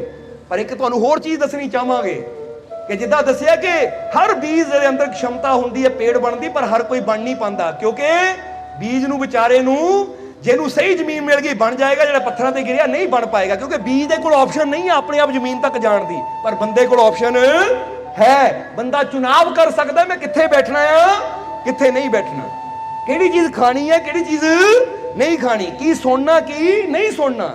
ਜਦੋਂ ਅਸੀਂ ਚੁਣਾਵ ਕਰਦੇ ਹਾਂ ਕਿ ਮੈਂ ਅੱਛੀ ਜਗ੍ਹਾ ਬੈਠਣਾ ਹੈ, ਅੱਛਾ ਸੁਣਨਾ ਹੈ, ਮੈਂ ਪੋਜ਼ਿਟਿਵ ਸੁਣਨਾ ਹੈ, ਪੋਜ਼ਿਟਿਵ ਹੀ ਬੋਲਣਾ ਹੈ, ਤਾਂ ਫਿਰ ਇਨਸਾਨ ਦੇ ਜੀਵਨ 'ਚ ਬਦਲਾਅ ਵੀ ਜ਼ਰੂਰ ਆਉਂਦਾ ਹੈ। ਸੋ ਸਮਝਣਾ ਜ਼ਰਾ ਸਾਰਿਆਂ ਨੇ। ਸੋ ਪਹਿਲੀ ਚੀਜ਼ ਕਿਹੜੀ ਦੱਸੀ ਹੈ? ਇਲਮ। ਇਲਮ ਦਾ ਮਤਲਬ ਗਿਆਨ। ਇਹ ਸਮਝ ਗੁਰੂ ਰਹਿਬਰ ਫਕੀਰ ਸਾਨੂੰ ਦਿੰਦੇ ਹੈ ਕਿ ਤੇਰੇ ਅੰਦਰ ਨਾ ਬਹੁਤ ਬੜੀ ਖਮਤਾ ਹੈ। ਇਸ ਲਈ ਤੁਹਾਨੂੰ ਫਿਰ ਕਹਾਂਗੇ ਤੁਸੀਂ ਕਮਜ਼ੋਰ ਨਹੀਂ ਹੋ। ਤਾਂ ਹੀ ਤਾਂ ਪਹਿਲਾਂ ਹੀ ਸ਼ੇਰ ਵਿੱਚ ਦੱਸਿਆ ਨਾ ਕਿ ਗਿੱਦੜ ਸੀ ਜ਼ਿੰਦਗੀ ਥੀ ਡਰ ਡਰ ਕੇ ਜੀ ਰਹਾ ਮੈਂ, ਕਿ ਪਹਿਲਾਂ ਗਿੱਦੜ ਵਰਗੀ ਜ਼ਿੰਦਗੀ ਸੀ। ਜਿੱਦਾਂ ਗਿੱਦੜ ਮਾੜੀ ਮਾੜੀ ਆਹਟ ਤੋਂ ਡਰ ਜਾਂਦਾ ਹੈ, ਘਬਰਾ ਜਾਂਦਾ ਹੈ, ਕਿਉਂਕਿ ਬੰਦਾ ਜਦੋਂ ਡਰਪੋਕ ਹੋਵੇ ਕਹਿੰਦੇ ਕੀ ਯਾਰ ਗਿੱਦੜ ਬਣਿਆ ਹੈ, ਕਿਉਂਕਿ ਗਿੱਦੜ ਸਭ ਤੋਂ ਡਰਪੋਕ ਜਾਨਵਰ ਮੰਨਿਆ ਗਿਆ ਹੈ, ਬੜਾ ਡਰਦਾ ਹੈ ਉਹ। ਕਿ ਅੱਜ ਇਨਸਾਨ ਵੀ ਜਰਾ ਆਪਣੇ ਆਪ ਨੂੰ ਪੁੱਛ ਕੇ ਦੇਖੋ ਕਿ ਕਿਤੇ ਮੈਂ ਡਰਪੋਕ ਤਾਂ ਨਹੀਂ। ਹੁਣ ਫਿਰ ਕਹਾਂਗੇ ਤੁਹਾਨੂੰ ਕਿ ਆਪਣੇ ਅੰਦਰ ਚੈੱਕ ਕਰੋ ਕਿਤੇ ਮੈਂ ਗਿੱਦੜ ਵਾਲੀ ਜ਼ਿੰਦਗੀ ਤਾਂ ਨਹੀਂ ਜੀ ਰਿਹਾ, ਕਿਉਂਕਿ ਅਗਰ ਮੈਂ ਛੋਟੀ ਛੋਟੀਆਂ ਚੀਜ਼ਾਂ ਤੋਂ ਡਰ ਜਾਂਦਾ ਹਾਂ, ਛੋਟੀ ਛੋਟੀਆਂ ਚੀਜ਼ਾਂ ਤੋਂ ਘਬਰਾ ਜਾਂਦਾ, ਤੇ ਇਹਦਾ ਮਤਲਬ ਕਿਤੇ ਨਾ ਕਿਤੇ ਮੈਂ ਵੀ ਗਿੱਦੜ ਵਾਲੀ ਜ਼ਿੰਦਗੀ ਜੀ ਰਿਹਾ। ਜਿੱਦਾਂ ਹੀ ਕਈ ਵਾਰ ਮਿਸਾਲਾਂ ਦੇਈਦੀਆਂ ਹੈ, ਕਈ ਵਾਰ ਉਦਾਹਰਨ ਦੇਈਦੇ ਆ ਕਿ ਕਈ ਵਾਰ ਛੋਟੀ ਛੋਟੀਆਂ ਚੀਜ਼ਾਂ ਸਾਡੇ ਘਰ ਦੇ ਮੂਹਰੇ ਕੋਈ ਪਾਣੀ ਡੋਲ ਦੇਵੇ ਤਾਂ ਡਰ ਜਾਂਦੇ, ਪਤਾ ਨਹੀਂ ਕਿਹਨਾਂ ਪਾਣੀ ਡੋਲ ਕੇ ਟੂਣਾ ਕਰ ਦਿੱਤਾ। ਸਾਡੇ ਘਰ ਦੇ ਮੂਹਰੇ ਕੋਈ ਮਾੜੀ ਮੋਟੀ ਚੀਜ਼ ਉੱਤੇ ਹੀ ਰੱਖ ਦੇਵੇ ਅਸੀਂ ਤਾਂ ਡਰ ਜਾਂਦੇ ਆ, ਗਿੱਦੜ ਵਾਲੀ ਜ਼ਿੰਦਗੀ ਜੀ ਰਹੇ ਹਾਂ ਅਸੀਂ। ਇਹਦਾ ਮਤਲਬ ਹੈ ਸਾਨੂੰ ਆਪਣੇ ਰੱਬ ਤੇ ਵਿਸ਼ਵਾਸ ਕਹਿ ਦਿਓ ਹੈ ਹੀ ਨਹੀਂ। ਅੱਜ ਬੜੀ ਹੈਰਾਨੀ ਉਦੋਂ ਸਾਨੂੰ ਹੁੰਦੀ ਹੈ ਕਿ ਜਦੋਂ ਬੰਦਾ ਨਾ ਹਰ ਚੀਜ਼ ਤੇ ਵਿਸ਼ਵਾਸ ਕਰਦਾ। ਹਰ ਚੀਜ਼ ਦਾ ਮਤਲਬ ਹੈ ਉਹਨੂੰ ਗ੍ਰਹਿਾਂ ਤੇ ਵਿਸ਼ਵਾਸ ਹੈ। ਤਾਂ ਹੀ ਤਾਂ ਗ੍ਰਹਿਾਂ ਨੂੰ ਮਨਾਉਣ ਵਾਸਤੇ ਤਰ੍ਹਾਂ ਤਰ੍ਹਾਂ ਦੇ ਨਾਗੇ, ਤਰ੍ਹਾਂ ਤਰ੍ਹਾਂ ਦੀਆਂ ਅੰਗੂਠੀਆਂ ਆਪਣੇ ਹੱਥਾਂ 'ਚ ਪਾਉਂਦਾ ਰਹਿੰਦਾ ਹੈ। ਉਹਨੂੰ ਹਰ ਚੀਜ਼ ਤੇ ਵਿਸ਼ਵਾਸ ਹੈ, ਪੇੜਾਂ ਤੇ ਵਿਸ਼ਵਾਸ ਹੈ, ਉਹਨੂੰ ਇੱਥੇ ਤੱਕ ਪਸ਼ੂ ਪੰਛੀਆਂ ਤੇ ਵਿਸ਼ਵਾਸ ਹੈ। ਤਾਂ ਹੀ ਉਹਨਾਂ ਮਗਰ ਆਟਾ ਲੈ ਕੇ, ਪੇੜੇ ਲੈ ਕੇ, ਰੋਟੀਆਂ ਲੈ ਕੇ ਦੌੜਿਆ ਰਹਿੰਦਾ ਹੈ। ਉਹ ਹਰ ਚੀਜ਼ ਤੇ ਤੂੰ ਵਿਸ਼ਵਾਸ ਕਰਦਾ ਆ, ਤਾਂ ਆਪਣੇ ਆਪ ਤੇ ਕਿਉਂ ਨਹੀਂ ਕਰਦਾ ਕਿ ਮੇਰੇ ਅੰਦਰ ਉਹ ਪ੍ਰਮਾਤਮਾ ਪ੍ਰਭੂ ਬੈਠਾ ਹੈ? ਕਿਉਂਕਿ ਜਦੋਂ ਇੱਥੇ ਵਿਸ਼ਵਾਸ ਕਰਨਾ ਸ਼ੁਰੂ ਕਰ ਦਿੱਤਾ ਤਾਂ ਤੈਨੂੰ ਕਿਸੇ ਚੀਜ਼ ਦੇ ਪਿੱਛੇ ਦੌੜਨ ਦੀ ਜਾਂ ਕਿਸੇ ਤੋਂ ਡਰਨ ਦੀ ਕਦੀ ਜ਼ਰੂਰਤ ਪਏਗੀ ਨਹੀਂ। ਕਿਉਂਕਿ ਸਭ ਤੋਂ ਪਹਿਲਾਂ ਇਹ ਸਮਝ ਲੈ ਕਿ ਸਭ ਤੋਂ ਬੜੀ ਸ਼ਕਤੀ, ਕਿਉਂਕਿ ਬੀਜ ਅੰਦਰ ਬ੍ਰਿਕਸ਼ ਛੁਪਿਆ ਹੈ ਤਾਂ ਤੇਰੇ ਅੰਦਰ ਪਰਮਾਤਮਾ ਛੁਪਿਆ ਹੋਇਆ ਹੈ। ਤੇਰੇ ਅੰਦਰ ਕੀ ਛੁਪਿਆ ਹੈ? ਪਰਮਾਤਮਾ ਛੁਪਿਆ ਹੋਇਆ ਹੈ, ਉਹ ਪ੍ਰਭੂ ਛੁਪਿਆ ਹੋਇਆ ਹੈ। ਇਸ ਲਈ ਐ ਪਿਆਰਿਆ, ਐ ਰੱਬ ਦੇ ਪਿਆਰਿਆ, ਉਹ ਆਪਣੇ ਅੰਦਰੋਂ ਰੱਬ ਨੂੰ ਪਹਿਚਾਨਣ ਦੀ ਕੋਸ਼ਿਸ਼ ਕਰ ਕਿ ਐਡੀ ਵੱਡੀ ਸ਼ਕਤੀ ਮੇਰੇ ਅੰਦਰ ਛੁਪੀ ਹੋਈ ਬੈਠੀ ਹੈ, ਮੈਂ ਉਹਨੂੰ ਕਿੱਦਾਂ ਜਾਣਾ, ਉਹਨੂੰ ਕਿੱਦਾਂ ਸਮਝਾਂ। ਜਦੋਂ ਤੁਸੀਂ ਉਹ ਸ਼ਕਤੀ ਨੂੰ ਜਾਣਨ ਦੀ ਕੋਸ਼ਿਸ਼ ਕੀਤੀ ਤਾਂ ਫਿਰ ਤੁਸੀਂ ਸਮਝ ਲਓ ਤੁਹਾਡੇ ਅੰਦਰ ਜਿਹੜੀ ਰੱਬ ਨੇ ਇੱਕ ਸ਼ਮਤਾ ਰੱਖੀ ਹੈ ਨਾ, ਤੁਸੀਂ ਫਿਰ ਉਹਨੂੰ ਇਸਤੇਮਾਲ ਕਰ ਰਹੇ ਹੋ, ਉਹਦਾ ਲਾਭ ਲੈ ਰਹੇ ਹੋ। ਇਸ ਲਈ ਜੇ ਜੀਵਨ 'ਚ ਖੁਸ਼ੀ ਚਾਹੀਦੀ ਹੈ ਨਾ, ਜੇ ਜੀਵਨ 'ਚ ਆਨੰਦ ਚਾਹੀਦਾ ਹੈ ਤਾਂ ਸਭ ਤੋਂ ਪਹਿਲਾਂ ਤਾਂ ਆਪਣੇ ਅੰਦਰ ਬੈਠੀ ਸ਼ਕਤੀ ਯਾਨੀ ਪ੍ਰਮਾਤਮਾ ਪ੍ਰਭੂ ਤੇ ਉਸ ਮਾਲਿਕ ਤੇ ਵਿਸ਼ਵਾਸ ਕਰਨਾ ਸ਼ੁਰੂ ਕਰੋ। ਕਿੰਨਾ ਕੁ ਚਿਰ ਤੱਕ ਡਰ ਡਰ ਕੇ ਜੀਣਾ ਹੈ? ਜਿੱਦਾਂ ਦੱਸਿਆ, ਗੀਦੜ ਸੀ ਜ਼ਿੰਦਗੀ ਮੈਂ ਡਰ ਡਰ ਕੇ ਜੀ ਰਹਾ ਥਾ, ਤੂਨੇ हाथ रखा सर पे मुझे शेर कर दिया है। कि ਜਦੋਂ ਮੁਰਸ਼ਿਦ ਹੱਥ ਸਿਰ ਤੇ ਰੱਖਦਾ ਹੈ ਤਾਂ ਫਿਰ ਸਾਨੂੰ ਗਿੱਦੜ ਤੋਂ ਸ਼ੇਰ ਬਣਾ ਦਿੰਦਾ ਹੈ। ਸ਼ੇਰ ਦਾ ਮਤਲਬ ਜਿਹੜਾ ਜੰਗਲ ਦਾ ਰਾਜਾ ਹੁੰਦਾ ਹੈ, ਉਹ ਹੁਣ ਡਰਦਾ ਨਹੀਂ ਹੈ, ਉਹ ਹੁਣ ਡਰਦਾ ਨਹੀਂ ਹੈ, ਚਿੰਤਾ ਨਹੀਂ ਕਰਦਾ, ਬਲਕਿ ਦੂਜਿਆਂ ਨੂੰ ਡਰਾਉਂਦਾ ਹੈ। ਤਾਂ ਜ਼ਿੰਦਗੀ ਕਿਹੜੀ ਵਧੀਆ, ਗਿੱਦੜ ਵਾਲੀ ਜਾਂ ਸ਼ੇਰਾਂ ਵਾਲੀ? ਤਾਂ ਫਿਰ ਕਿਉਂ ਡਰਨਾ ਹੈ? ਅਸੀਂ ਕਿਉਂ ਨਹੀਂ, ਅਸੀਂ ਆਪਣੇ ਅੰਦਰ ਛੁਪੀ ਸ਼ਕਤੀ ਨੂੰ ਯਾਨੀ ਉਹ ਸ਼ੇਰ ਨੂੰ ਜਗਾਉਂਦੇ। ਇਸ ਲਈ ਹੁਣ ਕਹਿ ਦਿਓ ਕਿ ਗਿੱਦੜ ਦੀ ਜ਼ਿੰਦਗੀ ਬਹੁਤ ਜੀ ਲਈ, ਹੁਣ ਮੇਰੇ ਮਾलिक ने मेरे सिर पे हाथ रखा तो मैं गिद्दड़ नहीं अब शेर बन गया हूं। तूने हाथ रखा सर पर, मैं शेर बन गया हूं। अब डर ना कोई चिंता रही जिंदगी में मेरी, अब डर ना कोई चिंता रही जिंदगी में मेरी, तेरा हो के मेरे मालिक मैं दलेर बन गया हूं। कि हुण तेरा हो गया, हुण मैं दलेर का मतलब समझ दियो ना, कि हुण मेरे जीवन च कोई डर, कोई चिंता, कोई फिक्र रही नहीं है। क्योंकि जदों तो मैं अपने मालिक दा हो गया, जदों तो अपने मालिक नाल जुड़ गया हां, जदों तो मैं जान लिया है कि किहड़ी शक्ति मेरे नाल है, वो किहड़ी ताकत मेरी रक्षा कर रही है, हिफाजत कर रही है, उदों दा मैं दलेर बन गया। दलेर दा मतलब हुण मैनूं कोई डर नहीं रहिंदा। कोई कहे किसी ने टूना कीता हो, लै वो मालिक दी रहमत मेरे अंदर है, ये टूणियां ने मेरा की बिगाड़ लेना, ये फलाने दी बददुआ ने मेरा की बिगाड़ लेना। बंदा एवें डरदा रहिंदा है। और ये गल हमेशा याद रखो कि जिहड़ा अपने मालिक ते विश्वास करता है ना, फिर ਉਹਦਾ मालिक ਉਹਦਾ बिगड़न भी कुछ नहीं दिंदा। ये गल हमेशा याद रखनी तुसीं, क्योंकि जे यकीन है, एक पासे असीं कह दिंदे मेरा मालिक, मेरा परमात्मा, मेरा प्रभु समर्थ है, और दूजे पासे असीं माड़ी माड़ी गल तो चिंता भी करते हैं, डर भी जाते हैं, तो इसका मतलब सानू ही अपने रब ते, अपने मालिक की ताकत ते विश्वास है नहीं। तो जे विश्वास ही है नहीं तो फिर ओदी रहमत साडी रक्षा किदां करेगी? क्योंकि गल तां सारी कादी है? विश्वास दी है। गल तां सारी यकीन दी है, गल तां भरोसे दी है। इस करके अपने अंदर विश्वास पैदा करिए, अपने अंदर भरोसा पैदा करिए। और जदों विश्वास नाल इंसान चलदा है ना, तो एक गल कहांगे कि जे तुहानू विश्वास है ना अपने मालिक ते, तो जे रास्ते ठोकर लगन वाली भी होवे ना, जे उहदे यकीन ना तुरे आ, तो जे ठोकर लगदी भी तो गिरन नहीं दिंदा, बांह फड़ लैंदा कि मैं तेरे नाल। ये गल याद रखना, क्योंकि जीवन च जे मुश्किल आंदी भी है तो वह मुश्किल नूं आसान बना दिंदा है, क्योंकि असीं उहदे विश्वास नाल चल रहे हुंदे आ। समझदे हो कि नहीं? इसलिए फिर कहांगे कि जिंदगी च मुश्किल परेशानी तो किसी वक्त भी आ सकती है, पर जदों असीं उहदे नाल जुड़ जांदे हां, तो जे मुश्किल आंदी भी है तो फिर वो मुश्किल सानू बड़ी नहीं लगती, बल्कि बड़ी आसानी नाल मुश्किल पार भी असीं कर जांदे हां। इसलिए यही तो एक गुण है, यही तो एक चीज़ नूं असीं समझना है कि तेरा हो के मेरे मालिक मैं दलेर बन गया हूं। इसलिए हुण तुसीं भी कह दिओ कि अज तो मैं डर छड्डे, मैं भी दलेर बनना है। बनना कि नहीं? मैं दलेर बनना है। इसलिए हुण दस दईए कि अगर अपने अंदर छुपी शक्ति को प्राप्त करना है तो सब तो पहला किहड़ी चीज है? इलम, ज्ञान, समझना होना जरूरी है कि मेरे अंदर कोई शक्ति काम कर रही है, मेरे अंदर कोई ताकत काम कर रही है। जिदा कहानी है ना, ये बड़ी प्यारी कहानी है कि एक बार एक राजे ने, ओदा वजीर बुजुर्ग सी, ओदी मौत हो गई, तो राजे ने सोचा कि किसी को हुण अपना वजीर बनाना है, और बनाना किसे ऐसे ज्ञानवान नूं है कि जिहड़ा बड़ा सही होवे, सच्चा होवे और अच्छा सलाहकार होवे। हुण जरा समझण वाली गल है। हुण कहंदे आ राजे ने चुनाव करन वास्ते अपने सेनापति नूं कहा कि इस नगर च जिन्ने भी ज्ञानवान इंसान है इकट्ठे कर लो, उन्हें परीक्षा लई जावे, उन्हां दा इम्तिहान लिया जावे। ਕੀ ਕੀਤਾ ਜਾਵੇ? ਇਮਤਿਹਾਨ ਲਿਆ ਜਾਵੇ, ਉਹਨਾਂ ਦੀ ਪ੍ਰੀਖਿਆ ਲਈ ਜਾਵੇ, ਤਾਂ ਕਿ ਪਤਾ ਲੱਗੇ ਕਿ ਕਿਹੜਾ ਵਜ਼ੀਰ ਦੀ ਪਦਵੀ ਤੇ ਬੈਠਣ ਦੇ ਲਾਇਕ ਹੈ। ਹੁਣ ਕਹਿੰਦੇ ਕਈ ਨੌਜਵਾਨ ਇਕੱਠੇ ਹੋ ਗਏ, ਪੜ੍ਹੇ ਲਿਖੇ ਗਿਆਨਵਾਨ, ਪਰ ਜਿੱਦਾਂ ਜਿੱਦਾਂ ਰਾਜਾ ਉਹਨਾਂ ਦਾ ਇਮਤਿਹਾਨ ਲੈਂਦਾ ਗਿਆ, ਉਦਾਂ ਉਦਾਂ ਕਈ ਫੇਲ ਵੀ ਹੁੰਦੇ ਚਲੇ ਗਏ, ਕਈ ਨਿਕਲਦੇ ਚਲੇ ਗਏ, ਔਰ ਆਖਰ ਬਚੇ ਲਾਸਟ ਵਿੱਚ 4 ਨੌਜਵਾਨ ਜਿਹੜੇ ਕਿ ਹਰ ਇਮਤਿਹਾਨ ਚੋਂ ਪਾਸ ਹੁੰਦੇ ਆ ਗਏ। ਤਾਂ ਉਸ ਵੇਲੇ ਸੈਨਾਪਤੀ ਨੇ ਕਿਹਾ ਕਿ ਮਹਾਰਾਜ ਆ 4 ਨੌਜਵਾਨ ਐਸੇ ਆ ਜਿਨ੍ਹਾਂ ਨੇ ਹਰ ਇਮਤਿਹਾਨ ਨੂੰ ਪਾਸ ਕੀਤਾ ਹੈ। ਤਾਂ ਰਾਜੇ ਨੇ ਕਿਹਾ ਹੁਣ ਫਿਰ ਆਖਰੀ ਇਮਤਿਹਾਨ ਲੈਣਾ ਇਹਨਾਂ ਦਾ। ਬੋਲੋ ਸਮਝਦੇ ਹੋ ਕਿ ਨਹੀਂ? ਕੀ ਕਰਨਾ ਹੈ? ਆਖਰੀ ਇਮਤਿਹਾਨ, ਕਿ ਇਹਨਾਂ 4 ਚੋਂ ਜਿਹੜਾ ਪਾਸ ਹੋ ਗਿਆ ਫਿਰ ਉਹੀ ਵਜ਼ੀਰ ਦੀ ਪਦਵੀ ਤੱਕ ਪਹੁੰਚੇਗਾ। तो आखिरी इम्तिहान राजे ने की लिया, जरा समझना सारिया ने। वो आखिरी इम्तिहान राजे ने की लिया, आखिरी इम्तिहान राजे ने लिया कि उन्होंने लैके राजा अपने महल के अंदर एक इदां दे कमरे कोल आ गया, जरा छोटा जिहा कमरा सी महल के अंदर। छोटे जे कमरे अंदर राजे ने उन्होंने 4 नूं कहा कि तुहाडे को 15 मिनट का समय है। की है? 15 मिनट का समय है, और इस कमरे दे विच जरा हुण समझना, इस कमरे दे विच 100 दीपक जग रहे हैं, और 15 मिनटां तुसीं वो दीपक गिणने लभणे हैं, 100 दीवे। इसलिए कल्ले कल्ले नूं भेजना है। 15-15 मिनट का टाइम सारियां को है। 15 मिनट एक जाएगा, वो गिण के आएगा, लभ के आएगा। जो 100 दीपक मिल गए ठीक है। जरा हम गौर करने वाली गल है। कहते पहला गया, गिनती की, 15 मिनट के अंदर अंदर आया दौड़ के, यानी 15 मिनट की 10 मिनट जी आ गया। कहता महाराज इतने 99 दीवे है, 100 नहीं है, तो भुलेखा लग गया। राजा कहता हट, दूजे नूं भेजिया। पर इदां गल की कि 4 नूं इकट्ठे नहीं किया, यानी कल्ले कल्ले नूं ये मौका दिता बुला के राजे ने, यानी बाहर खड़ के एक नूं बुलांदा सी, फिर अंदर दसदा ही शर्त एक कमरे 'च देखना है, 100 दीवे है, देख ला, जेनूं लभ गया तो तू जित गया।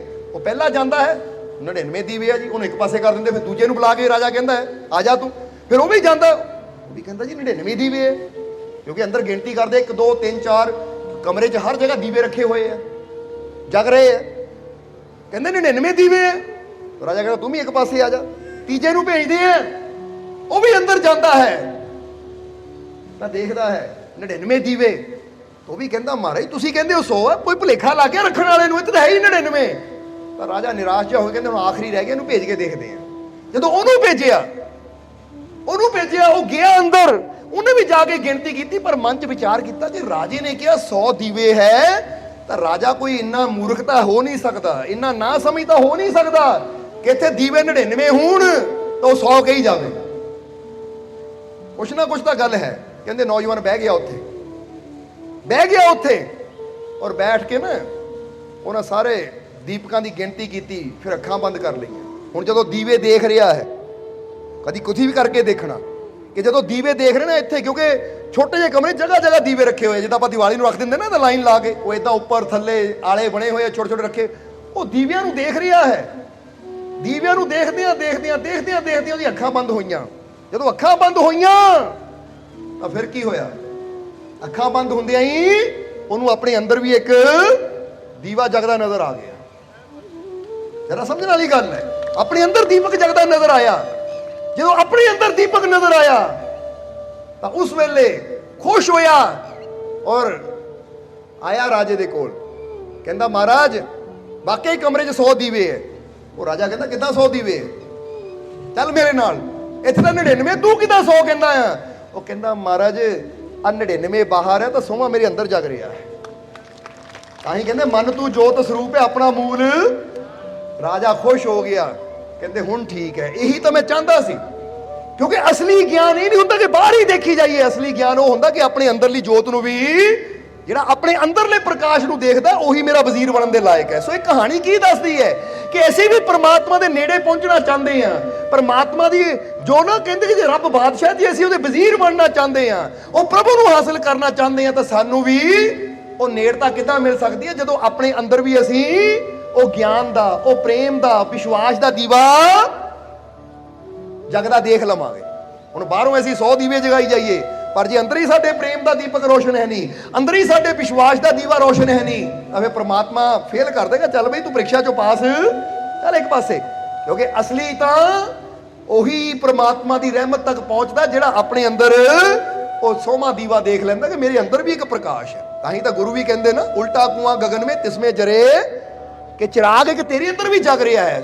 ਸੋ ਕਦੀ ਉਹਨੂੰ ਬੈਠ ਕੇ ਦੇਖਣ ਦੀ ਵੀ ਕੋਸ਼ਿਸ਼ ਕਰੀਏ ਅਸੀਂ, ਪਰ ਉਹ ਕਦੋਂ ਨਜ਼ਰ ਆਉਂਦਾ ਜਦੋਂ ਥੋੜੀ ਦੇਰ ਵਾਸਤੇ ਸਮਾਂ ਕੱਢ ਕੇ ਅਸੀਂ ਮੈਡੀਟੇਸ਼ਨ ਕਰਦੇ ਹਾਂ, ਧਿਆਨ ਕਰਦੇ ਹਾਂ, ਗੁਰੂ ਕੋ ਯੁਕਤੀ ਲੈ ਕੇ ਸਿਮਰਨ ਕਰਦੇ ਹਾਂ, ਫਿਰ ਪਤਾ ਲੱਗਦਾ ਕਿ ਅੰਦਰ ਮੇਰੇ ਉਹ ਦੀਪਕ ਹੈ। ਔਰ ਯਾਦ ਰੱਖੋ, ਜਿਹੜਾ ਉਸ ਦੀਪਕ ਨੂੰ ਜਗਮਗਾਉਂਦੇ ਨੂੰ ਦੇਖ ਲੈਂਦਾ ਹੈ, ਫਿਰ ਉਹਦੇ ਜੀਵਨ ਦੀਆਂ ਮੁਸ਼ਕਿਲਾਂ ਦੂਰ ਹੋਣੀਆਂ ਸ਼ੁਰੂ ਹੋ ਜਾਂਦੀਆਂ।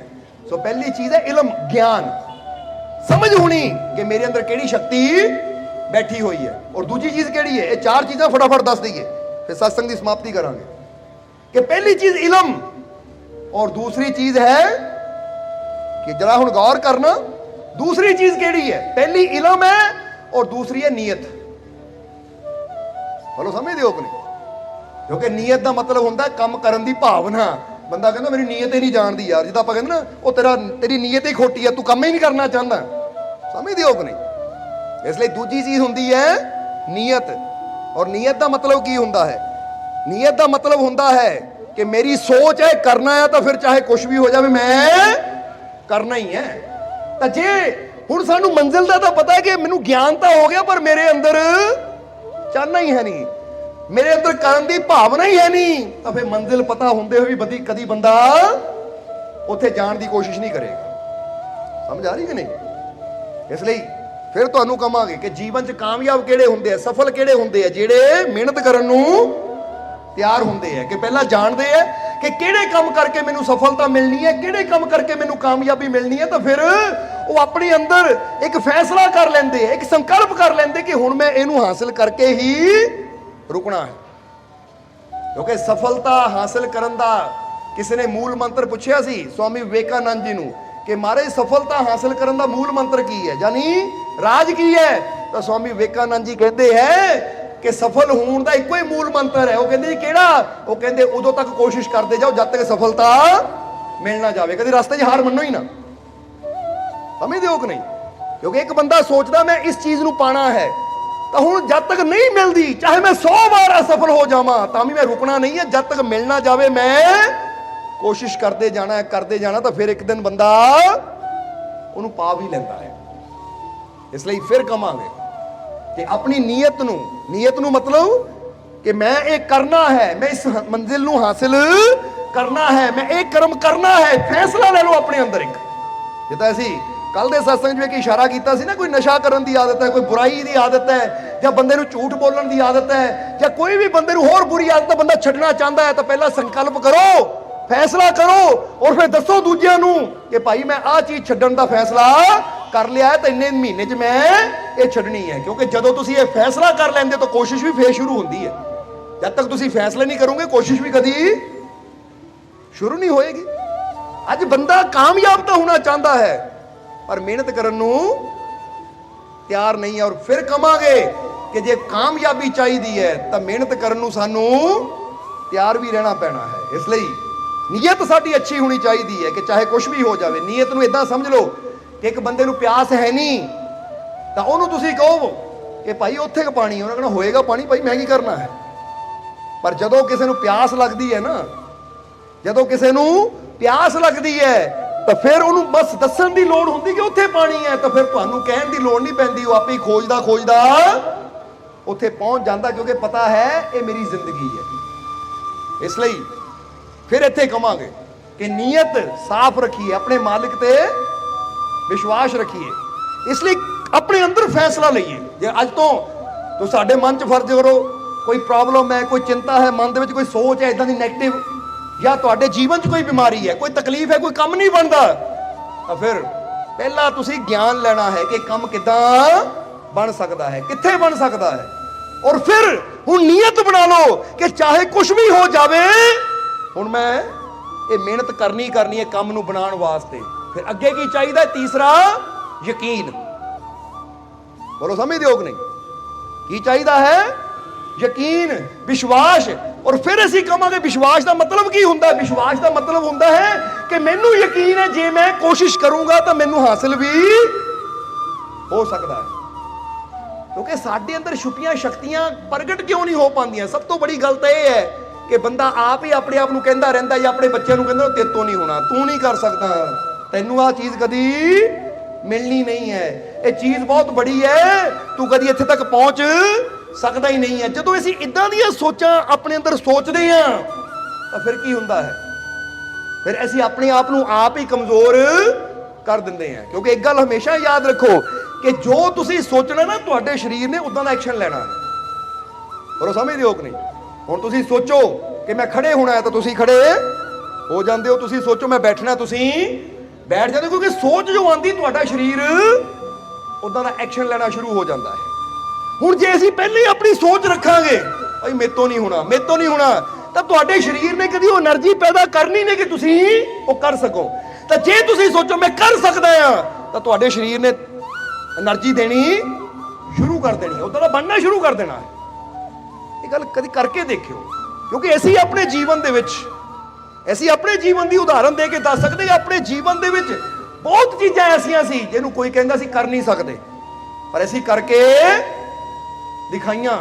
ਕਿਉਂ? ਕਾਰਨ ਕੀ ਸੀ ਕਿ ਆਪਣੇ ਅੰਦਰ ਕਦੇ ਵੀ ਇਹ ਸੋਚ ਨਹੀਂ ਆਣ ਦਿੱਤੀ ਕਿ ਇਹ ਕੰਮ ਮੈਂ ਨਹੀਂ ਕਰ ਸਕਦਾ। ਬਸ ਇਹ ਹੈ ਕਿ ਔਖਾ ਜ਼ਰੂਰ ਹੈ, ਪਰ ਅਗਰ ਮਿਹਨਤ ਕਰਾਂਗੇ, ਪ੍ਰੈਕਟਿਸ ਕਰਾਂਗੇ ਤਾਂ ਆਸਾਨ ਹੋ ਜਾਏਗਾ। ਸਮਝਦੇ ਹੋ ਕਿ ਨਹੀਂ? ਇਦਾਂ ਦੀਆਂ ਕਈ ਪ੍ਰੋਬਲਮਾਂ ਸੀ ਜਦੋਂ ਕਹਿੰਦਾ ਬੰਦਾ ਕਹਿੰਦਾ ਬਿਮਾਰੀ, ਤਕਲੀਫ, ਦੁੱਖ, ਕਿ ਡਾਕਟਰ ਕਹਿੰਦੇ ਆਪਰੇਸ਼ਨ ਹੋਣਾ, ਪਰ ਕਹਿੰਦੇ ਲੈ ਮਾਲਕ ਦੀ ਰਹਿਮਤ ਨਾਲ ਹੈ ਤਾਂ ਇੱਦਾਂ ਹੀ ਠੀਕ ਹੋਏਗਾ। ਤਾਂ ਵਾਕਈ ਹੋਇਆ ਵੀ। ਸੋ ਤੁਹਾਨੂੰ ਵੀ ਇੱਕ ਗੱਲ ਇਹ ਕਹਾਂਗੇ ਕਿ ਆਪਣੇ ਅੰਦਰ ਤੁਸੀਂ ਵੀ ਵਿਸ਼ਵਾਸ ਰੱਖੋ। ਅਗਰ ਤੁਹਾਡੇ ਅੰਦਰ ਵੀ ਅੱਜ ਕੋਈ ਪ੍ਰੋਬਲਮ ਹੈ, ਯਕੀਨ ਰੱਖੋ ਆਪਣੇ ਮਾਲਿਕ ਤੇ, ਭਰੋਸਾ ਰੱਖੋ ਆਪਣੇ ਮਾਲਿਕ ਤੇ, ਤਾਂ ਫਿਰ ਕੀ ਹੋਏਗਾ? ਤੁਹਾਡੇ ਅੰਦਰ ਵੀ ਉਹ ਸ਼ਕਤੀ ਆਏਗੀ ਕਿ ਤੁਸੀਂ ਵੀ ਆਪਣੀ ਹਰ ਮੁਸ਼ਕਿਲ ਦਾ ਹੱਲ ਹੁੰਦਿਆਂ ਦੇਖੋਗੇ। ਜਰਾ ਸਮਝਣਾ ਸਾਰਿਆਂ ਨੇ, ਕਿਉਂਕਿ ਇੱਥੇ ਹੁਣੇ ਇੱਕ ਜੀਵ ਅੰਦਰ ਦੱਸ ਰਹੇ ਸੀ ਕਿ ਮੈਨੂੰ ਆਹ ਪ੍ਰੋਬਲਮ ਸੀ, ਮਾਲਕੋ ਜਦੋਂ ਮੈਂ ਬੇਨਤੀ ਕੀਤੀ ਤਾਂ ਮੇਰੀ ਪ੍ਰੋਬਲਮ ਦਾ ਹੱਲ ਹੋ ਗਿਆ, ਜੋ ਸੋਚਿਆ ਨਹੀਂ ਸੀ ਹੋ ਗਿਆ। ਹੁਣ ਆ ਸਾਹਮਣੇ ਬੈਠੇ ਜਿਹਨਾਂ ਦੇ ਘਰ ਉਹ ਦੱਸ ਰਹੇ ਕਿ ਬੱਚੇ ਨੂੰ ਨੌਕਰੀ ਮਿਲਣੀ ਸੀ, ਤਾਂ ਮਾਲਕ ਅੱਗੇ ਬੇਨਤੀ ਕੀਤੀ, ਮਾਲਕੋ ਬੱਚੇ ਨੂੰ ਚੰਗੀ ਜਗ੍ਹਾ ਨੌਕਰੀ ਲਵਾ ਦਿਓ। ਕਹਿੰਦੇ ਬੇਨਤੀ ਕੀਤੀ, ਬੱਚਾ ਗਿਆ ਤਾਂ ਕਿ ਅਫਸਰ ਆਪ ਹੀ ਬੈਠਾ ਸੀ, ਕੁਝ ਨਹੀਂ ਇਹਨਾਂ ਕਿ ਉਹਨੂੰ ਆਪ ਹੀ ਦੇਖ ਕੇ ਗਿਆ, ਬੇਟਾ ਨੌਕਰੀ ਚਾਹੀਦੀ ਹੈ, ਫਾਰਮ ਭਰ ਦੇ, ਨੌਕਰੀ ਮਿਲ ਜਾਏਗੀ। ਕਹਿੰਦੇ ਅਫਸਰ ਨੇ ਆਪ ਆਵਾਜ਼ ਮਾਰ ਕੇ ਗਿਆ। ਇਹ ਪਤਾ ਕੀ ਲੱਗਦਾ ਹੈ? ਜਦੋਂ ਇਨਸਾਨ ਵਿਸ਼ਵਾਸ ਨਾਲ ਚੱਲਦਾ ਹੈ ਤਾਂ ਫਿਰ ਰਹਿਮਤ ਵੀ ਕੀ ਹੁੰਦੀ ਹੈ। ਫਿਰ ਦੱਸਦੇ ਆ ਉਹ ਲੜਕੇ ਦੇ ਮਾਤਾ ਜੀ ਆ ਸਾਹਮਣੇ ਬੈਠੇ ਜਿਨ੍ਹਾਂ ਦੇ ਘਰ 'ਚ ਪ੍ਰੋਗਰਾਮ ਹੈ, ਉਹ ਕਹਿੰਦੇ ਬੇਟੇ ਨੇ ਕੋਈ ਫਾਰਮ ਗਲਤ ਭਰਤਾ ਸੀ, ਤਾਂ ਅੱਗੇ ਵੀ ਮੈਡਮਾਂ ਮਿਲੀਆਂ, ਉਹਨਾਂ ਨੇ ਕੁਦਰਤੀ ਉਹ ਫਾਰਮ ਚੈੱਕ ਕਰਕੇ ਕਿਹਾ ਕਿ ਬੇਟਾ ਆ ਗਲਤ ਭਰਤਾ ਸੀ, ਤੈਨੂੰ ਲਿਖ ਕੇ ਦਿੰਦੇ ਨੇ, ਸਹੀ ਕਰ ਦੇ। ਕਹਿੰਦੇ ਰਸਤੇ ਸਾਰੇ ਖੁੱਲਦੇ ਚਲੇ ਜਾਂਦੇ ਆ, ਨਾ ਮੁਮਕਿਨ ਵੀ ਮੁਮਕਿਨ ਹੁੰਦਾ ਚਲਾ ਜਾਂਦਾ। ਰਹਿਮਤ ਮਾਲਿਕ ਦੀ, ਪਰ ਕੋਸ਼ਿਸ਼ ਤਾਂ ਬੰਦੇ ਨੂੰ ਕਰਨੀ ਪੈਂਦੀ ਹੈ ਕਿ ਨਹੀਂ? ਜਿੱਦਾਂ ਜ਼ਿੰਦਗੀ 'ਚ ਅਸੀਂ ਕਈ ਵਾਰ ਦੱਸੀਦਾ ਕਿ ਮਿਹਨਤ ਇਨਸਾਨ ਨੂੰ ਕਰਨੀ ਪੈਂਦੀ ਤੇ ਰਹਿਮਤ ਉਹ ਮਾਲਿਕ ਕਰਦੇ ਆ। ਤਾਂ ਜੇ ਅਸੀਂ ਮਿਹਨਤ ਕਰਨ ਨੂੰ ਤਿਆਰ ਨਹੀਂ ਹੋਈਏ ਤਾਂ ਫਿਰ ਉਹਦੀ ਰਹਿਮਤ ਵੀ ਕਿੱਦਾਂ ਹੋਏਗੀ? ਕਿਉਂਕਿ ਪਰਮਾਤਮਾ ਵੀ ਕਹਿੰਦਾ ਤੂੰ ਕੋਸ਼ਿਸ਼ ਤਾਂ ਕਰ। ਜਿਹੜਾ ਕਈ ਵਾਰ ਦੱਸੀਦਾ ਨਾ ਕਿ ਗਮਲਾ ਲੈ ਕੇ ਬੈਠੇ ਰਹੋ ਤਾਂ ਕਈ ਜੋ ਰੱਬਾ ਇਹਦੇ 'ਚ ਫੁੱਲ ਲਾ ਦੇ, ਇਹਦੇ 'ਚ ਫੁੱਲ ਲਾ ਦੇ, ਤਾਂ ਕੋਈ ਪੁੱਛੇ ਭਾਈ ਬੀਜ ਬੋਇਆ ਸੀ ਕਿ ਨਹੀਂ? ਨਹੀਂ ਬੀਜ ਤਾਂ ਮੈਂ ਬੋਇਆ ਨਹੀਂ, ਰੱਬ ਨੇ ਲਾਣੇ। ਤਾਂ ਰੱਬ ਕਹਿੰਦਾ ਫੁੱਲ ਤਾਂ ਮੈਂ ਹੀ ਲਾਣੇ ਹੈ, ਪਰ ਬੀਜ ਤਾਂ ਬੋਣਾ ਤੇਰਾ ਕੰਮ ਹੈ। ਕਮ ਸੇ ਕਮ ਬੀਜ ਤਾਂ ਬਹੁਤ ਠੀਕ ਹੈ, ਬੀਜ ਵਿੱਚੋਂ ਪੇੜ ਨੂੰ ਕੱਢਣਾ ਮੇਰਾ ਕੰਮ ਹੈ, ਪਰ ਜੋ ਤੂੰ ਕਰਨਾ ਉਹ ਤਾਂ ਕਰ। ਜੇ ਤੂੰ ਹੀ ਨਹੀਂ ਕਰੇਗਾ ਤਾਂ ਮੈਂ ਵੀ ਰਹਿਮਤ ਕਿੱਦਾਂ ਕਰੂੰਗਾ? ਜਰਾ ਹੁਣ ਸਮਝਣਾ ਸਾਰਿਆਂ ਨੇ। ਇਸ ਲਈ ਦੋ ਚੀਜ਼ਾਂ ਇੱਥੇ ਆਪਣੇ ਅੰਦਰ, ਇੱਕ ਵਿਸ਼ਵਾਸ, ਯਕੀਨ, ਔਰ ਦੂਜਾ ਮਿਹਨਤ ਕਰਨ ਨੂੰ ਹਰ ਵੇਲੇ ਤਿਆਰ ਰਹਿਣਾ ਚਾਹੀਦਾ ਸਾਨੂੰ ਕਿ ਐ ਮੇਰੇ ਮਾਲਿਕ, ਮੈਨੂੰ ਇਲਮ ਹੋ ਗਿਆ, ਗਿਆਨ ਹੋ ਗਿਆ ਕਿ ਆਹ ਮੇਰੀ ਮੰਜ਼ਿਲ ਹੈ, ਜਾਂ ਮੈਂ ਇਸ ਪ੍ਰੋਬਲਮ ਚੋਂ ਬਾਹਰ ਨਿਕਲਣਾ ਹੁਣ ਇਲਮ ਹੋ ਗਿਆ, ਮੈਂ ਮਿਹਨਤ ਕਰਨ ਨੂੰ ਤਿਆਰ ਹਾਂ, ਔਰ ਮੈਨੂੰ ਪੂਰਾ ਵਿਸ਼ਵਾਸ ਹੈ ਕਿ ਤੂੰ ਮੈਨੂੰ ਇਸ ਕਾਮਯਾਬੀ ਜ਼ਰੂਰ ਦੇਏਗਾ। ਕਿਉਂਕਿ ਇਹ ਵਿਸ਼ਵਾਸ ਹੀ ਇਨਸਾਨ ਨੂੰ ਫਿਰ ਉਹਦੀ ਮੰਜ਼ਿਲ ਤੱਕ ਲੈ ਕੇ ਵੀ ਜਾਂਦਾ ਹੈ। ਜਿੱਦਾਂ ਹੀ ਕਹਾਂਗੇ ਕਿ ਇੱਕ ਲੜਕੀ ਹੈ ਅਨੁਰੀਮਾ ਸਿਨਹਾ, ਕੀ ਨਾਮ ਹੈ ਉਹਦਾ? ਅਨੁਰੀਮਾ ਸਿਨਹਾ, ਜਿਹਦੇ ਇੱਕ ਲੱਤ ਨਾ ਵੀ ਹੋਣ ਦੇ ਬਾਵਜੂਦ ਉਹ ਮਾਊਂਟ ਐਵਰੈਸਟ ਚੜ੍ਹ ਗਈ। ਤਾਂ ਜਦੋਂ ਉਹ ਮਾਊਂਟ ਐਵਰੈਸਟ ਨੂੰ ਫਤਿਹ ਕਰਕੇ ਆਈ ਤਾਂ ਕਿਸੇ ਨੇ, ਪੱਤਰਕਾਰ ਨੇ ਸਵਾਲ ਪੁੱਛਿਆ ਸੀ ਕਿ ਤੁਹਾਡੀ ਲੱਤ ਨਹੀਂ ਹੈ, ਯਾਨੀ ਇੱਕ ਲੱਤ ਉਹਦੇ ਜਿਹੜੀ ਨਾ ਟ੍ਰੇਨ ਹਾਦਸੇ ਵਿੱਚ ਕੱਟੀ ਗਈ ਸੀ। ਉਹ ਪੁੱਛਿਆ ਕਿ ਚੰਗਾ ਭਲਾ ਤੰਦਰੁਸਤ ਇਨਸਾਨ ਉੱਥੇ ਤੱਕ ਜਾਣ ਬਾਰੇ ਨਹੀਂ ਸੋਚ ਸਕਦਾ, ਵੇ ਕਿ ਤੁਹਾਨੂੰ ਯਕੀਨ ਸੀ ਕਿ ਤੁਸੀਂ ਜਾ ਸਕਦੇ ਹੋ? ਉਸ ਵੇਲੇ ਉਹਨਾਂ ਕਿਹਾ ਠੀਕ ਹੈ ਕਿ ਮੇਰੇ ਸਰੀਰ ਦੀ, ਯਾਨੀ ਮੇਰਾ ਸਰੀਰ ਜ਼ਰੂਰ ਅਪੰਗ ਸੀ, ਅਧੂਰਾ ਸੀ, ਪਰ ਮੇਰਾ ਵਿਸ਼ਵਾਸ ਪੂਰਾ ਸੀ ਕਿ ਮੈਂ ਕਰ ਸਕਦੀ ਹਾਂ। ਹੁਣ ਜਰਾ ਗੌਰ ਕਰਨਾ। ਔਰ ਨਾਲ ਜਿਹੜੀ ਇੱਕ ਗੱਲ ਕਹੀ ਨਾ ਕਿ ਮਾਊਂਟ ਐਵਰੈਸਟ ਫਤਿਹ ਕਰਨ ਵਾਸਤੇ ਸਰੀਰ ਬੇਸ਼ੱਕ ਉਹਦਾ ਹੋਵੇ, ਪਰ ਵਿਸ਼ਵਾਸ ਬੰਦੇ ਦਾ ਪੂਰਾ ਹੋਣਾ ਚਾਹੀਦਾ। ਮੇਰਾ ਵਿਸ਼ਵਾਸ ਪੂਰਾ ਸੀ ਆਪਣੇ ਆਪ ਤੇ, ਤਾਂ ਆਪਣੇ ਰੱਬ ਤੇ ਦੇਖੋ ਮੈਂ ਫਤਿਹ ਕਰ ਲਿਆ ਉਹਨੂੰ। ਸੋ ਦੱਸਣਾ ਕੀ ਚਾਹੁੰਦੇ ਕਿ ਤੁਹਾਡੇ ਜੀਵਨ 'ਚ ਵੀ ਅਗਰ ਕੋਈ ਸਰੀਰਕ ਪ੍ਰੋਬਲਮ ਵੀ ਹੈ ਤਾਂ ਤੁਸੀਂ ਆਪਣੇ ਆਪ ਨੂੰ ਕਮਜ਼ੋਰ ਨਾ ਸਮਝੋ। ਇਹ ਸੋਚੋ ਕਿ ਜੇ ਮੇਰਾ ਮਾਲਿਕ ਸਾਥ ਹੈ, ਮੈਂ ਕੋਸ਼ਿਸ਼ ਕਰੂੰ, ਵਿਸ਼ਵਾਸ ਰੱਖੂੰ, ਤਾਂ ਫਿਰ ਮੈਨੂੰ ਕਾਮਯਾਬ ਹੋਣ ਤੋਂ ਕੋਈ, ਆਪਣੀ ਹਿੰਮਤ ਨੂੰ ਵਧਾਓ। ਇਸ ਲਈ ਸ਼ੇਰਾਂ ਵਾਲੀ ਜ਼ਿੰਦਗੀ ਜੀਣੀ ਹੈ, ਬਹਾਦਰਾਂ ਵਾਲੀ ਜ਼ਿੰਦਗੀ ਜੀਣੀ ਹੈ। ਮਹਿਸੂਸ ਕਰੋ ਤੁਸੀਂ ਸਭ ਕੁਝ ਕਰ ਸਕਦੇ ਹੋ। ਆਪਣੇ ਆਪ 'ਚ ਕੌਨਫੀਡੈਂਸ ਪੈਦਾ ਕਰੋ, ਵਿਸ਼ਵਾਸ ਪੈਦਾ ਕਰੋ ਕਿ ਮੇਰਾ ਮਾਲਿਕ ਮੇਰੇ ਵਾਸਤੇ ਕੁਝ ਵੀ ਅਸੰਭਵ। ਉਹ ਠੀਕ ਹੈ, ਮੁਸ਼ਕਿਲਾਂ ਆਣਗੀਆਂ, ਪਰ ਡਰਨਾ ਕਿਉਂ ਹੈ? ਅਸੀਂ ਡਰ ਕੇ ਨਹੀਂ ਰੁਕਣਾ, ਹਰ ਮੁਸ਼ਕਿਲ ਦਾ ਸਾਹਮਣਾ ਕਰਕੇ ਜਿੱਤਣ ਦੀ ਕੋਸ਼ਿਸ਼ ਕਰਨੀ ਹੈ ਅਸੀਂ। ਬੋਲੋ ਸਮਝਦੇ ਹੋ ਕਿ ਨਹੀਂ? ਇੱਕ ਲਾਈਨ ਯਾਦ ਹੈ ਕਿ ਨਹੀਂ ਤੁਹਾਨੂੰ? ਅਭਿਮਨਿਊ ਨੇ ਕਹੀ ਸੀ। ਅਭਿਮਨਿਊ ਕਹਿੰਦੇ ਕਿ ਹਿੰਮਤ ਹਾਰ ਕੇ ਨਾ ਮਰੋ, ਬਲਕਿ ਹਿੰਮਤ ਨਾਲ ਮਰੋ। ਬੋਲੋ ਸਮਝਦੇ ਹੋ ਕਿ ਨਹੀਂ? ਜੇ ਮਰਨਾ ਵੀ ਹੈ ਤਾਂ ਕਹਿੰਦੇ ਡਰ ਕੇ ਨਹੀਂ, ਹਿੰਮਤ ਨਾਲ ਮਰੀਏ, ਲੜ ਕੇ ਮਰੀਏ।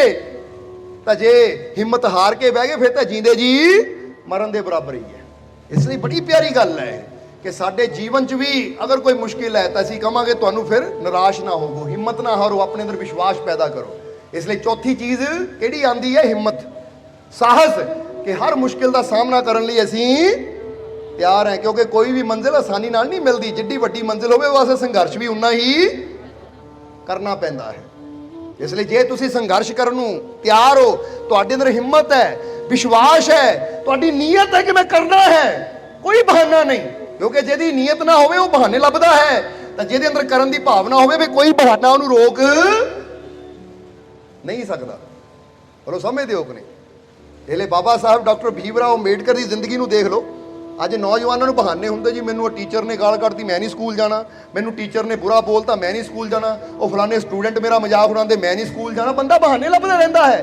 ਤਾਂ ਉਹਨਾਂ ਨੂੰ ਕਿੰਨੀਆਂ ਤਕਲੀਫਾਂ ਦਾ ਸਾਹਮਣਾ ਕਰਨਾ ਪਿਆ। ਟੀਚਰ ਵੀ ਉਹਨਾਂ ਨੂੰ ਪਰੇਸ਼ਾਨ ਕਰਦੇ ਸੀ, ਕਲਾਸ ਦੇ ਅੰਦਰ ਨਹੀਂ ਬੈਠਣ ਦਿੰਦੇ ਸੀ, ਸਟੂਡੈਂਟ ਤੱਕ ਉਹਨਾਂ ਦਾ ਅਪਮਾਨ ਕਰਦੇ ਸੀ, ਇੱਥੇ ਤੱਕ ਕਿ ਪਾਣੀ ਤੱਕ ਨਹੀਂ ਉਹ ਆਪ ਪੀ ਸਕਦੇ ਸੀ, ਉਹ ਵੀ ਚਪੜਾਸੀ ਦਾ ਇੰਤਜ਼ਾਰ ਕਰਨਾ ਪੈਂਦਾ ਸੀ। ਪਰ ਫਿਰ ਵੀ ਉਹਨਾਂ ਅੰਦਰ ਚਾਹਤ ਸੀ, ਕਿਉਂਕਿ ਪਤਾ ਸੀ ਜਦੋਂ ਕਹਿੰਦੇ ਪਹਿਲੀ ਵਾਰ ਇਦਾਂ ਹੋਇਆ ਤਾਂ ਆਪਣੇ ਬਾਪ ਨੂੰ ਜਾ ਕੇ ਦੱਸਿਆ, ਤਾਂ ਪਿਤਾ ਨੇ ਇੱਕੋ ਹੀ ਗੱਲ ਕਹੀ, ਬੇਟਾ ਹੁਣ ਜਦੋਂ ਉਹਨਾਂ ਨੇ ਕਿਹਾ ਨਾ ਮੈਂ ਸਕੂਲ ਨਹੀਂ ਜਾਣਾ, ਉੱਥੇ ਮੇਰੇ ਨਾਲ ਇਦਾਂ ਹੁੰਦੀ ਹੈ, ਉਹਨਾਂ ਨੇ ਕਿਹਾ ਬੇਟਾ ਸਕੂਲ ਜਾਣਾ ਹੈ, ਕਿਉਂਕਿ ਇਹੀ ਚੀਜ਼ ਤਾਂ ਬਦਲਣੀ ਹੈ ਅਸੀਂ, ਔਰ ਇਹ ਫੇਰ ਹੀ ਬਦਲੇਗੀ ਜਦੋਂ ਤੂੰ ਮਿਹਨਤ ਕਰੇਗਾ। ਕਿਉਂਕਿ ਕਿਸੇ ਵੀ ਚੀਜ਼ ਨੂੰ ਬਦਲਣ ਵਾਸਤੇ ਉਹ ਤੋਂ ਹਾਰ ਨਹੀਂ ਮੰਨਣੀ, ਉਹਨਾਂ ਫਾਈਟ ਕਰਨੀ ਹੈ, ਲੜਨਾ। ਲੜਨ ਦਾ ਮਤਲਬ ਇਹ ਵੀ ਨਹੀਂ ਕਹਿੰਦੇ ਕਿ ਤੁਸੀਂ ਝਗੜੇ ਕਰਦੇ ਫਿਰੋ। ਲੜਨ ਦਾ ਮਤਲਬ ਆਪਣੇ ਅੰਦਰ ਹਿੰਮਤ ਪੈਦਾ ਕਰੋ ਕਿ ਮੈਂ ਡਰਨਾ ਨਹੀਂ ਹੈ। ਇਸ ਲਈ ਆਪਣੇ ਜੀਵਨ 'ਚ ਮੁਸ਼ਕਿਲ ਆਵੇ, ਘਬਰਾਣਾ ਨਹੀਂ ਹੈ, ਹਿੰਮਤ ਰੱਖਣੀ ਹੈ, ਵਿਸ਼ਵਾਸ ਰੱਖਣਾ ਹੈ ਆਪਣੇ ਮਾਲਿਕ ਤੇ, ਕਿਉਂਕਿ ਤੁਹਾਡੇ ਅੰਦਰ ਉਹ ਸ਼ਕਤੀ ਹੈ, ਬਸ ਉਹਦੀ ਤਲਾਸ਼ ਕਰਨੀ ਹੈ। ਇਸ ਲਈ कल भी मुसाफिर था आज भी मुसाफिर हूं, कल अपनों की तलाश में था आज अपनी तलाश में हूं। इस करके अपनी तलाश करके देखिए ਅਸੀਂ ਕਿ ਬਾਹਰ ਦਾ ਸਫ਼ਰ ਬਹੁਤ ਕਰ ਲਿਆ, ਹੁਣ ਥੋੜਾ ਆਪਣੇ ਅੰਦਰ ਸਫ਼ਰ ਕਰਕੇ ਦੇਖੀਏ ਕਿ ਮੇਰੇ ਅੰਦਰ ਇਹ ਸ਼ਕਤੀ ਬੈਠੀ ਹੈ, ਉਹਨੂੰ ਜਾਣਾ, ਉਹਦੇ ਨਾਲ ਜੁੜਾਂ ਮੈਂ, ਔਰ ਉਹਦੇ ਨਾਲ ਮੈਂ ਜੁੜ ਸਕਦਾ ਹਾਂ ਵਿਸ਼ਵਾਸ ਦੇ ਨਾਲ, ਯਕੀਨ ਦੇ ਨਾਲ। ਜਿੱਦਾਂ ਸਮਝ ਲਓ ਕਿਸੇ ਨਾਲ ਕਨੈਕਸ਼ਨ ਉਦੋਂ ਹੀ ਜੁੜਦਾ ਜਦੋਂ ਹੁਣ ਤੁਸੀਂ ਕਿਸੇ ਨੂੰ ਫੋਨ ਨੰਬਰ ਮਿਲਾਉਣਾ ਹੋਵੇ ਤਾਂ ਨੰਬਰ ਡਾਇਲ ਕਰਨਾ ਹੀ ਪੈਂਦਾ ਹੈ, ਫੇਰ ਹੀ ਮਿਲਦਾ ਹੈ ਕਿ ਨਹੀਂ। द्रौपदी ना साड़ी खिंचण लगा, चीर हरण करन लगा, तो उसले द्रौपदी ने देखा कि हुण कोई मेरी मदद वास्ते नहीं आ रहा, फिर उन्हें फिर याद किया। हुण इत्थों ही पता लगता रब कहंदा मैं तां मदद करन नूं तैयार है, पर तू मैनू याद तां कर, मेरे ते विश्वास तां कर, जद तक तू आले दुआले दौड़ा फिरदा तां मैं किद्दां आवां। हुण बंदा नंबर डायल करेगा तो फिर ही रिंग बजेगी उत्थे, बोलो बजेगी कि नहीं। तो जे नंबर ही डायल ना करे तो बंदा दोष दे जाए, लै यार तू फोन नहीं चकदा, तू मेरी मदद वास्ते नहीं आया। हुण कई बार देखिया ना तुसीं कि यार दोस्तां नूं लोड़ हुंदी, बंदा फटाफट नंबर मिलाता, तो जे नंबर ही ना मिलावे तो बाद चों दोस्त किते 2-4 दिनों बाद मिले, ओए तू मेरी हेल्प करनी आया, ओ तू मैनूं याद कदों कीता, दस्सिया कदों, तू मैनूं बुलाया कदों तू मैनूं, और जे तू बुलाए नहीं तो फिर तू मैनूं कह किद्दां सकदा है। इसलिए असीं भी तुहानूं की दसना चाहते हैं कि तुसीं भी अपना कनैक्शन अपने मालिक नाल जोड़ के रखो, क्योंकि जिथे उहदी रहमत ने काम आना है, जिथे उहदी बख्शिश ने काम आना है, उत्थे किसी होर ने साथ नहीं देना।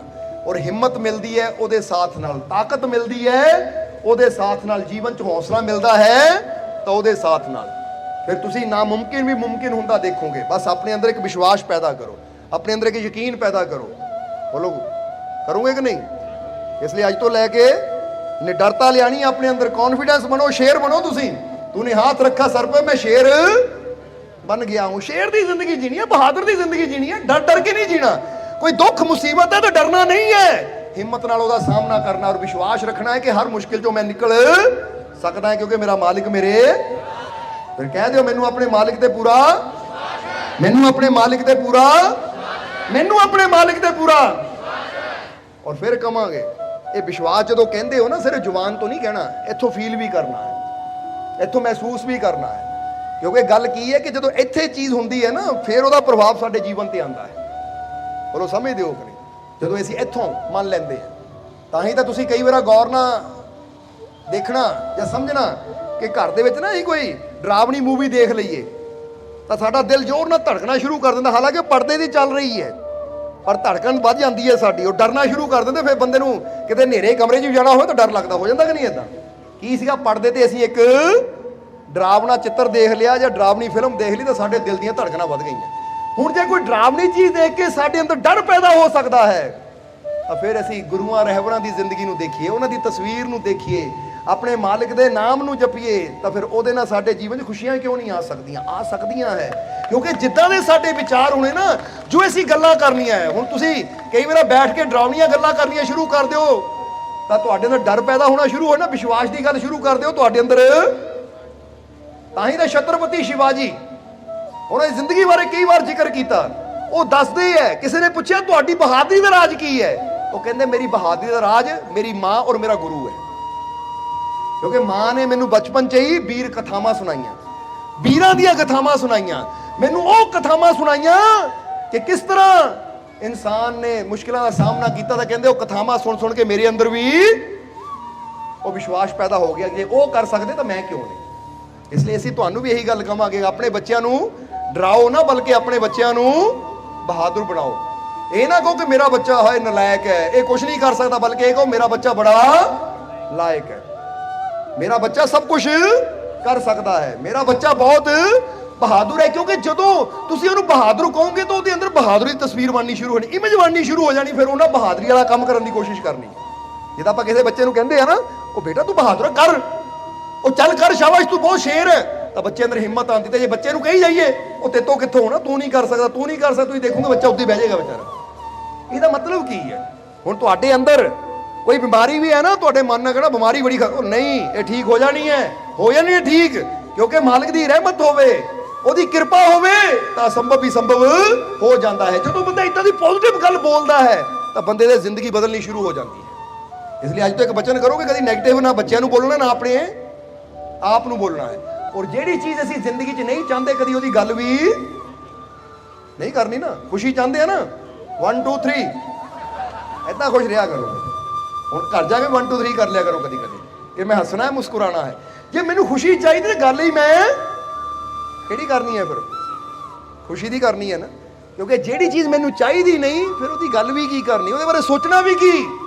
जे मैनू चाहिए मालिक की रहमत है, चाहिए जीवन च खुशी है तो मैं गल भी खुशी की करनी है।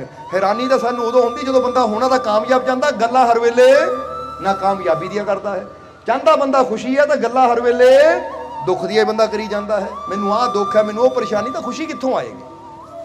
इसलिए अज तो जे जीवन च खुशी चाहते हो तो फिर खुशी की गल करो, विश्वास की गल करो। जे जीवन च दुख भी होवे ना, जिद्दां दस्सिया सट लाओ कोई गल नहीं, सट्टां लगदियां रहिंदियां, मालिक नाले भी ठीक हो जाएगी, काहदी टेंशन। तो जे कही हाय आ देख लग गई, क्योंकि कईयां नूं आदत ही हुंदी है, वो कईयां नूं आदत हुंदी माड़े आ दर्द जद तक टेलीफोन करके सारे रिश्तेदारां नूं दस देणगे ना मैनूं आ हो गया, उद तक चैन ही नहीं आती उन्हां नूं।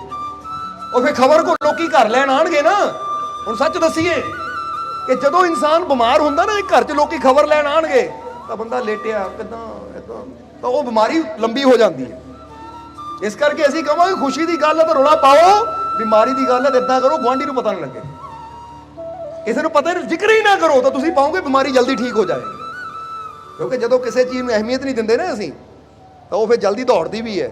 तो जो उन्होंने इज्जत ही इन्नी मिलनी, मान ही इन्ना मिलना, उन्होंने कहना भाई इत्थों जाना ही नहीं, सन्मान ही बड़ा मिल रहा, इत्थों जाने की लोड़ की है। मैंने अज बंदा करता की है, किसी ने पूछो कि तू बीमार होना चाहता है या खुश तंदुरुस्त, मैं तंदुरुस्त होना चाहता है, तो फिर गल भी अज मैं फैसला कर लिया तंदुरुस्ती की करनी है, खुशियां की करनी है।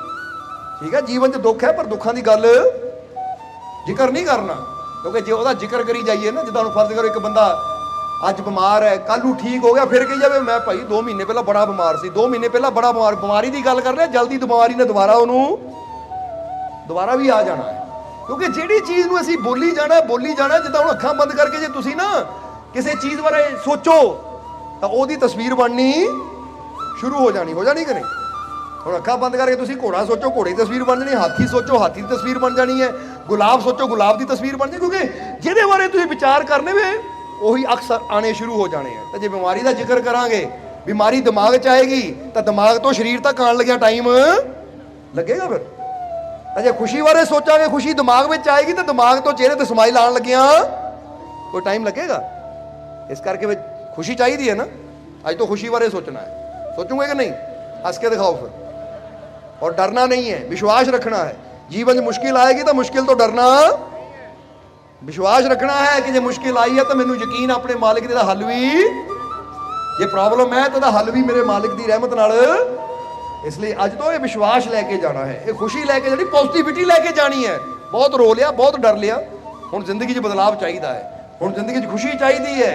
तो हुण जे खुशी चाहिए है तो अपने आप नाल ही वादा करो कि अज तो मैं खुशी बारे ही सोचना है, तो खुशी की गल ही करनी है। और जिद्दां मैं रोटी खाण नूं टाइम कढदा, नहाण नूं टाइम कढदा आ, सौण नूं टाइम कढदा, इद्दां मैं 10-15 मिनट लावां ते घर दे जिन्ने मैंबर इकट्ठे कर लवां। बोलो समझदे हो कि नहीं? हुण फिर कहांगे जे घर दे ना भी साथ देण तां आप तां करो कम से कम। कई बार हो सकदा तुसीं सत्संग सुनिया तो घर जाके पत्नी कहे पति नूं आ जा बह के हसीए, दिमाग खराब हो गया तेरा है। हसण दा टाइम, टेंशनां इन्नियां हिस्सा, ਉਹ ਭਾਈ ਤੇਰੀ ਟੈਨਸ਼ਨ ਲੈਣ ਨਾਲ ਟੈਨਸ਼ਨਾਂ ਘਟ ਗਈਆਂ, ਹੁਣ ਇੱਕ ਵਾਰ ਹੱਸ ਕੇ ਦੇਖ ਲੈ ਸ਼ਾਇਦ ਘਟ ਹੀ ਜਾਣ। ਬਰੋ ਸਮਝਦੇ ਹੋ ਆਪਣੇ। ਇਸ ਕਰਕੇ ਫਿਰ ਤੁਹਾਨੂੰ ਕਵਾਂਗੇ ਕਿ ਕੋਈ ਨਾ ਵੀ ਸਾਥ ਦੇਵੇ ਤਾਂ ਤੁਸੀਂ ਆਪ ਤਾਂ ਕਮ ਸੇ ਕਮ ਥੋੜਾ ਖੁਸ਼ ਹੋ ਹੀ ਸਕਦੇ ਹੋ। 45 ਦਿਨ ਅੱਜ ਤੋਂ ਸ਼ੁਰੂ ਕਰ ਲਿਓ, 45 ਦਿਨ ਬਾਅਦ ਆ ਕੇ ਦੱਸਿਓ ਬਦਲਾਅ ਆਇਆ ਕਿ ਨਹੀਂ ਆਇਆ। ਫਿਰ ਅਸੀਂ ਕਹਾਂਗੇ ਇੱਕ ਵਾਰ ਬਲੱਡ ਟੈਸਟ ਕਰਾ ਲਈਓ, ਬਲੱਡ ਵਿੱਚ ਕੋਈ ਬਿਮਾਰੀਆਂ ਆਉਂਦੀਆਂ ਨਾ ਫਿਰ ਦੇਖ ਲਿਓ ਕਿ ਉਹ ਬਿਮਾਰੀਆਂ ਦਾ, ਜਿੱਦਾਂ ਬੰਦਾ ਕਹਿੰਦਾ ਸ਼ੂਗਰ ਕਿੰਨੀ ਹੈ, ਫਲਾਨਾ ਕਿੰਨਾ ਹੈ, ਤਾਂ ਜੇ 45 ਦਿਨ 15-20 ਮਿੰਟ ਹੀ ਖੁੱਲ ਕੇ ਹੱਸੀਏ। ਔਰ ਹੱਸਣ ਦਾ ਮਤਲਬ ਇਦਾਂ ਆ ਕਿ ਖੁੱਲ ਕੇ ਹੱਸਣਾ ਹੈ, ਇਹ ਨਹੀਂ ਹੀ ਕਰੀ ਜਾਣੀ ਮਾੜੀ ਮਾੜੀ ਨਾ। ਮੈਂ ਤਾਂ ਹੱਸਿਆ ਸੀ, ਪਰ ਹੱਸਿਆ ਕਿਦੋਂ? ਸੱਚਾ ਹੱਸਿਆ ਸੀ ਨਾ, ਦਿਖਾਵਾ ਜਿਹਾ ਕੀਤਾ ਸੀ, ਉਹਦੇ ਹੀ ਕਰਕੇ ਆ ਗਏ। ਇਦਾਂ ਨਹੀਂ, ਹੱਸਣ ਦਾ ਮਤਲਬ ਜਦੋਂ ਹੱਸੀਏ ਪੇਟ ਨੂੰ ਵਾਈਬ੍ਰੇਸ਼ਨ ਹੋਵੇ, ਜਿੱਦਾਂ ਬੰਦਾ ਕਈ ਵਾਰ ਕਹਿੰਦਾ ਨਾ ਉਹ ਹੱਸ ਕੇ ਪੇਟ ਦੁਖਣ ਲੱਗ ਪਿਆ। ਔਰ ਫਿਰ ਕਹਾਂਗੇ ਤੁਸੀਂ ਕਹਿੰਦੇ ਹਾਸਾ ਆਣਾ ਕਿੱਦਾਂ ਆ? ਇਹ ਕਹਿੰਦੇ ਤੁਸੀਂ ਸ਼ੀਸ਼ੇ ਮੂਹਰੇ ਖੜ ਕੇ ਨਕਲੀ ਹੱਸੋ, ਉਹ ਅਸਲੀ ਹਾਸਾ ਆਪਣੇ ਆਪ ਹੀ ਸ਼ੁਰੂ ਹੋ ਜਾਣਾ। ਇਹ ਸੱਚਾਈ ਹੈ, ਇਹ ਸੱਚਾਈ ਹੈ। ਹੁਣ ਕਿਹਾ ਜਾਂਦਾ ਹੈ, ਜਰਾ ਹੁਣ ਗੌਰ ਕਰਨਾ, ਇਦਾਂ ਦੀ ਕਈ ਚੀਜ਼ਾਂ ਸਮਝਾਉਣ ਵਾਲੀਆਂ ਹੈ ਕਿ ਇੱਕ ਬੰਦੇ ਨੇ ਨਾ ਐਕਟਿੰਗ ਕੀਤੀ ਸੀ ਹਕਲਾਣ ਦੀ। ਜਰਾ ਗੌਰ ਕਰਨਾ, ਸ਼ਾਹਰੁਖ ਖਾਨ ਦੀ ਗੱਲ ਹੀ ਕਰ ਰਹੇ ਹੈ ਕਿ ਇੱਕ ਨਾ ਫਿਲਮ ਸੀ, ਤਾਂ ਬਾਅਦ ਚੋਂ ਸ਼ਾਹਰੁਖ ਖਾਨ ਦਾ ਆਇਆ ਕਿ ਉਹਦੀ ਐਕਟਿੰਗ ਕਰਦੇ ਕਰ ਮੈਨੂੰ ਥੋੜਾ ਉਹ ਕਰਨ ਦੀ ਆਦਤ ਪੈ ਗਈ ਸੀ। ਪਰ ਫਿਰ ਠੀਕ, ਬੜੀ ਮੁਸ਼ਕਿਲ ਠੀਕ ਕੀਤਾ, ਪ੍ਰੈਕਟਿਸ ਕੀਤੀ ਮੈਂ, ਕਿਉਂਕਿ ਆਦਤ ਬਣ ਜਾਂਦੀ ਹੈ ਬੰਦੇ ਨੂੰ। ਪਤਾ ਨਹੀਂ ਕਿਹੜੀ ਕੀ ਫਿਲਮ ਦਾ ਨਾਮ ਸੀ, ਹੁਣ ਉਹ ਯਾਦ ਨਹੀਂ ਸਾਨੂੰ। ਉਹ 'ਚ ਕੋਈ ਕਰਕੇ ਇਦਾਂ ਬੋਲਦਾ ਹੁੰਦਾ ਨਾ, ਨਾਮ ਕੋਈ ਲੈਂਦਾ ਹੁੰਦਾ। ਉਹ ਕਹਿੰਦੇ ਕਿ ਮੈਨੂੰ ਨਾ, ਕਿਉਂਕਿ ਪੜ੍ਹਿਆ, ਉਹ ਕਹਿੰਦੇ ਇਹ ਕਰਨ ਦੇ ਨਾਲ ਨਾ ਮੈਨੂੰ ਥੋੜੀ ਉਹ ਫਿਰ ਹੋ ਗਿਆ। ਪਰ ਫਿਰ ਮੈਂ ਬਾਅਦ ਚੋਂ ਪ੍ਰੈਕਟਿਸ, ਜਦੋਂ ਬੰਦਾ ਕਿਸੇ ਚੀਜ਼ ਦੀ ਉਹ ਕਰ ਲੈਂਦਾ ਨਾ, ਬਣਾ ਲੈਂਦਾ ਰੋਜ਼, ਫਿਰ ਬੰਦੇ ਦੀ, ਜਿੱਦਾਂ ਹੁਣ ਫਰਜ਼ ਕਰੋ ਤੁਸੀਂ ਰੋਜ਼ ਸੋਚੋ ਕਿ ਮੈਂ ਲੰਗੜਾ ਕੇ ਤੁਰਨਾ ਹੈ, 15-20 ਦਿਨ ਤੁਸੀਂ ਲੰਗੜਾ ਕੇ ਤੁਰ ਲਿਆ ਤਾਂ ਸੱਚਮੁੱਚ ਤੁਸੀਂ 15-20 ਦਿਨਾਂ ਬਾਅਦ ਲੰਗੜਾ ਨਹੀਂ ਲੱਪਣਾ, ਕਿਉਂਕਿ ਆਦਤ ਬਣ ਜਾਂਦੀ ਹੈ। ਹੁਣ ਬੰਦਾ ਕਹਿੰਦਾ ਮੈਨੂੰ ਸਿਗਰਟ ਪੀਣ ਦੀ ਆਦਤ ਪੈ ਗਈ, ਤਾਂ ਕਿੱਦਾਂ ਪੈ ਗਈ? ਕੋਈ ਜੰਮਦਾ ਥੋੜੀ ਸਿੱਖ ਕੇ ਆਇਆ ਸੀ। ਪਹਿਲੇ ਦਿਨ 1 ਘੁੱਟ ਪੀਤਾ, ਦੂਜੇ ਦਿਨ 2 ਘੁੱਟ ਪੀਤੇ, ਫਿਰ ਅੱਧੀ ਪੀਤੀ, ਫਿਰ ਪੂਰੀ ਪੀਤੀ, ਫਿਰ ਰੋਜ਼ ਕਰਦਿਆਂ ਆਦਤ ਬਣ ਗਈ, ਆਦਤ ਨਹੀਂ ਛੁੱਟਦੀ। ਹੁਣ ਅਸੀਂ ਕਹਿੰਦੇ ਬੁਰੀਆਂ ਆਦਤਾਂ ਬਣਾਈਆਂ ਜਾ ਸਕਦੀਆਂ, ਚੰਗੀਆਂ ਆਦਤਾਂ ਵੀ। ਜੇ ਗਾਲੀ ਕੱਢਣ ਦੀ ਆਦਤ ਪੈ ਸਕਦੀ ਹੈ ਤਾਂ ਪ੍ਰਭੂ ਦਾ ਸਿਮਰਨ ਕਰਨ ਦੀ ਆਦਤ ਵੀ ਪੈ ਸਕਦੀ ਹੈ। ਜੇ ਬੁਰਾ ਬੋਲਣ ਦੀ ਆਦਤ ਪੈ ਸਕਦੀ ਹੈ ਤਾਂ ਫਿਰ ਚੰਗਾ ਬੋਲਣ ਦੀ ਆਦਤ ਵੀ ਪੈ ਸਕਦੀ। ਜੇ ਰੋਣ ਦੀ ਆਦਤ, ਚਿੰਤਾ ਕਰਨ ਦੀ ਆਦਤ ਪੈ ਸਕਦੀ ਹੈ ਤਾਂ ਹੱਸਣ ਦੀ ਆਦਤ ਵੀ। ਇਸ ਲਈ ਹੱਸੋ, ਮੁਸਕਰਾਓ, ਖੁਸ਼ ਰਹੋ। ਅੱਜ ਤੋਂ ਆਦਤ ਬਣਾਉਣੀ ਆਪਣੀ ਹੈ। ਪਹਿਲਾਂ ਨਕਲੀ ਹਾਸਾ ਵੀ ਹੱਸੋ, ਕੋਈ ਗੱਲ ਨਹੀਂ, ਇਹ ਨਕਲੀ ਨੇ ਆਪੇ ਅਸਲੀ ਬਣ ਜਾਣਾ ਹੈ। ਚਲੋ ਇੱਥੇ ਤੁਹਾਨੂੰ ਕਹਾਂਗੇ ਕਿ ਐਗਜ਼ਾਮਪਲ ਹੀ ਲੈ ਲਈਏ। ਚਲੋ ਨਕਲੀ ਹਾਸਾ ਹੱਸੋ, ਨਕਲੀ ਹੱਸੋ, ਨਕਲੀ ਹੱਸੋ, ਨਕਲੀ ਹੱਸਦੇ ਕਿਉਂ ਨਹੀਂ? ਨਕਲੀ ਵਿੱਚ ਉਹਦੀ ਐਕਟਿੰਗ ਕਰੋ, ਹੱਸਣ ਦੀ ਐਕਟਿੰਗ ਕਰੋ, ਐਕਟਿੰਗ।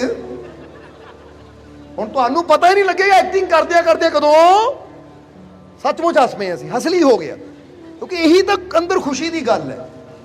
ਬੋਲੋ ਸਮਝਦੇ ਹੋ ਕਿ ਨਹੀਂ?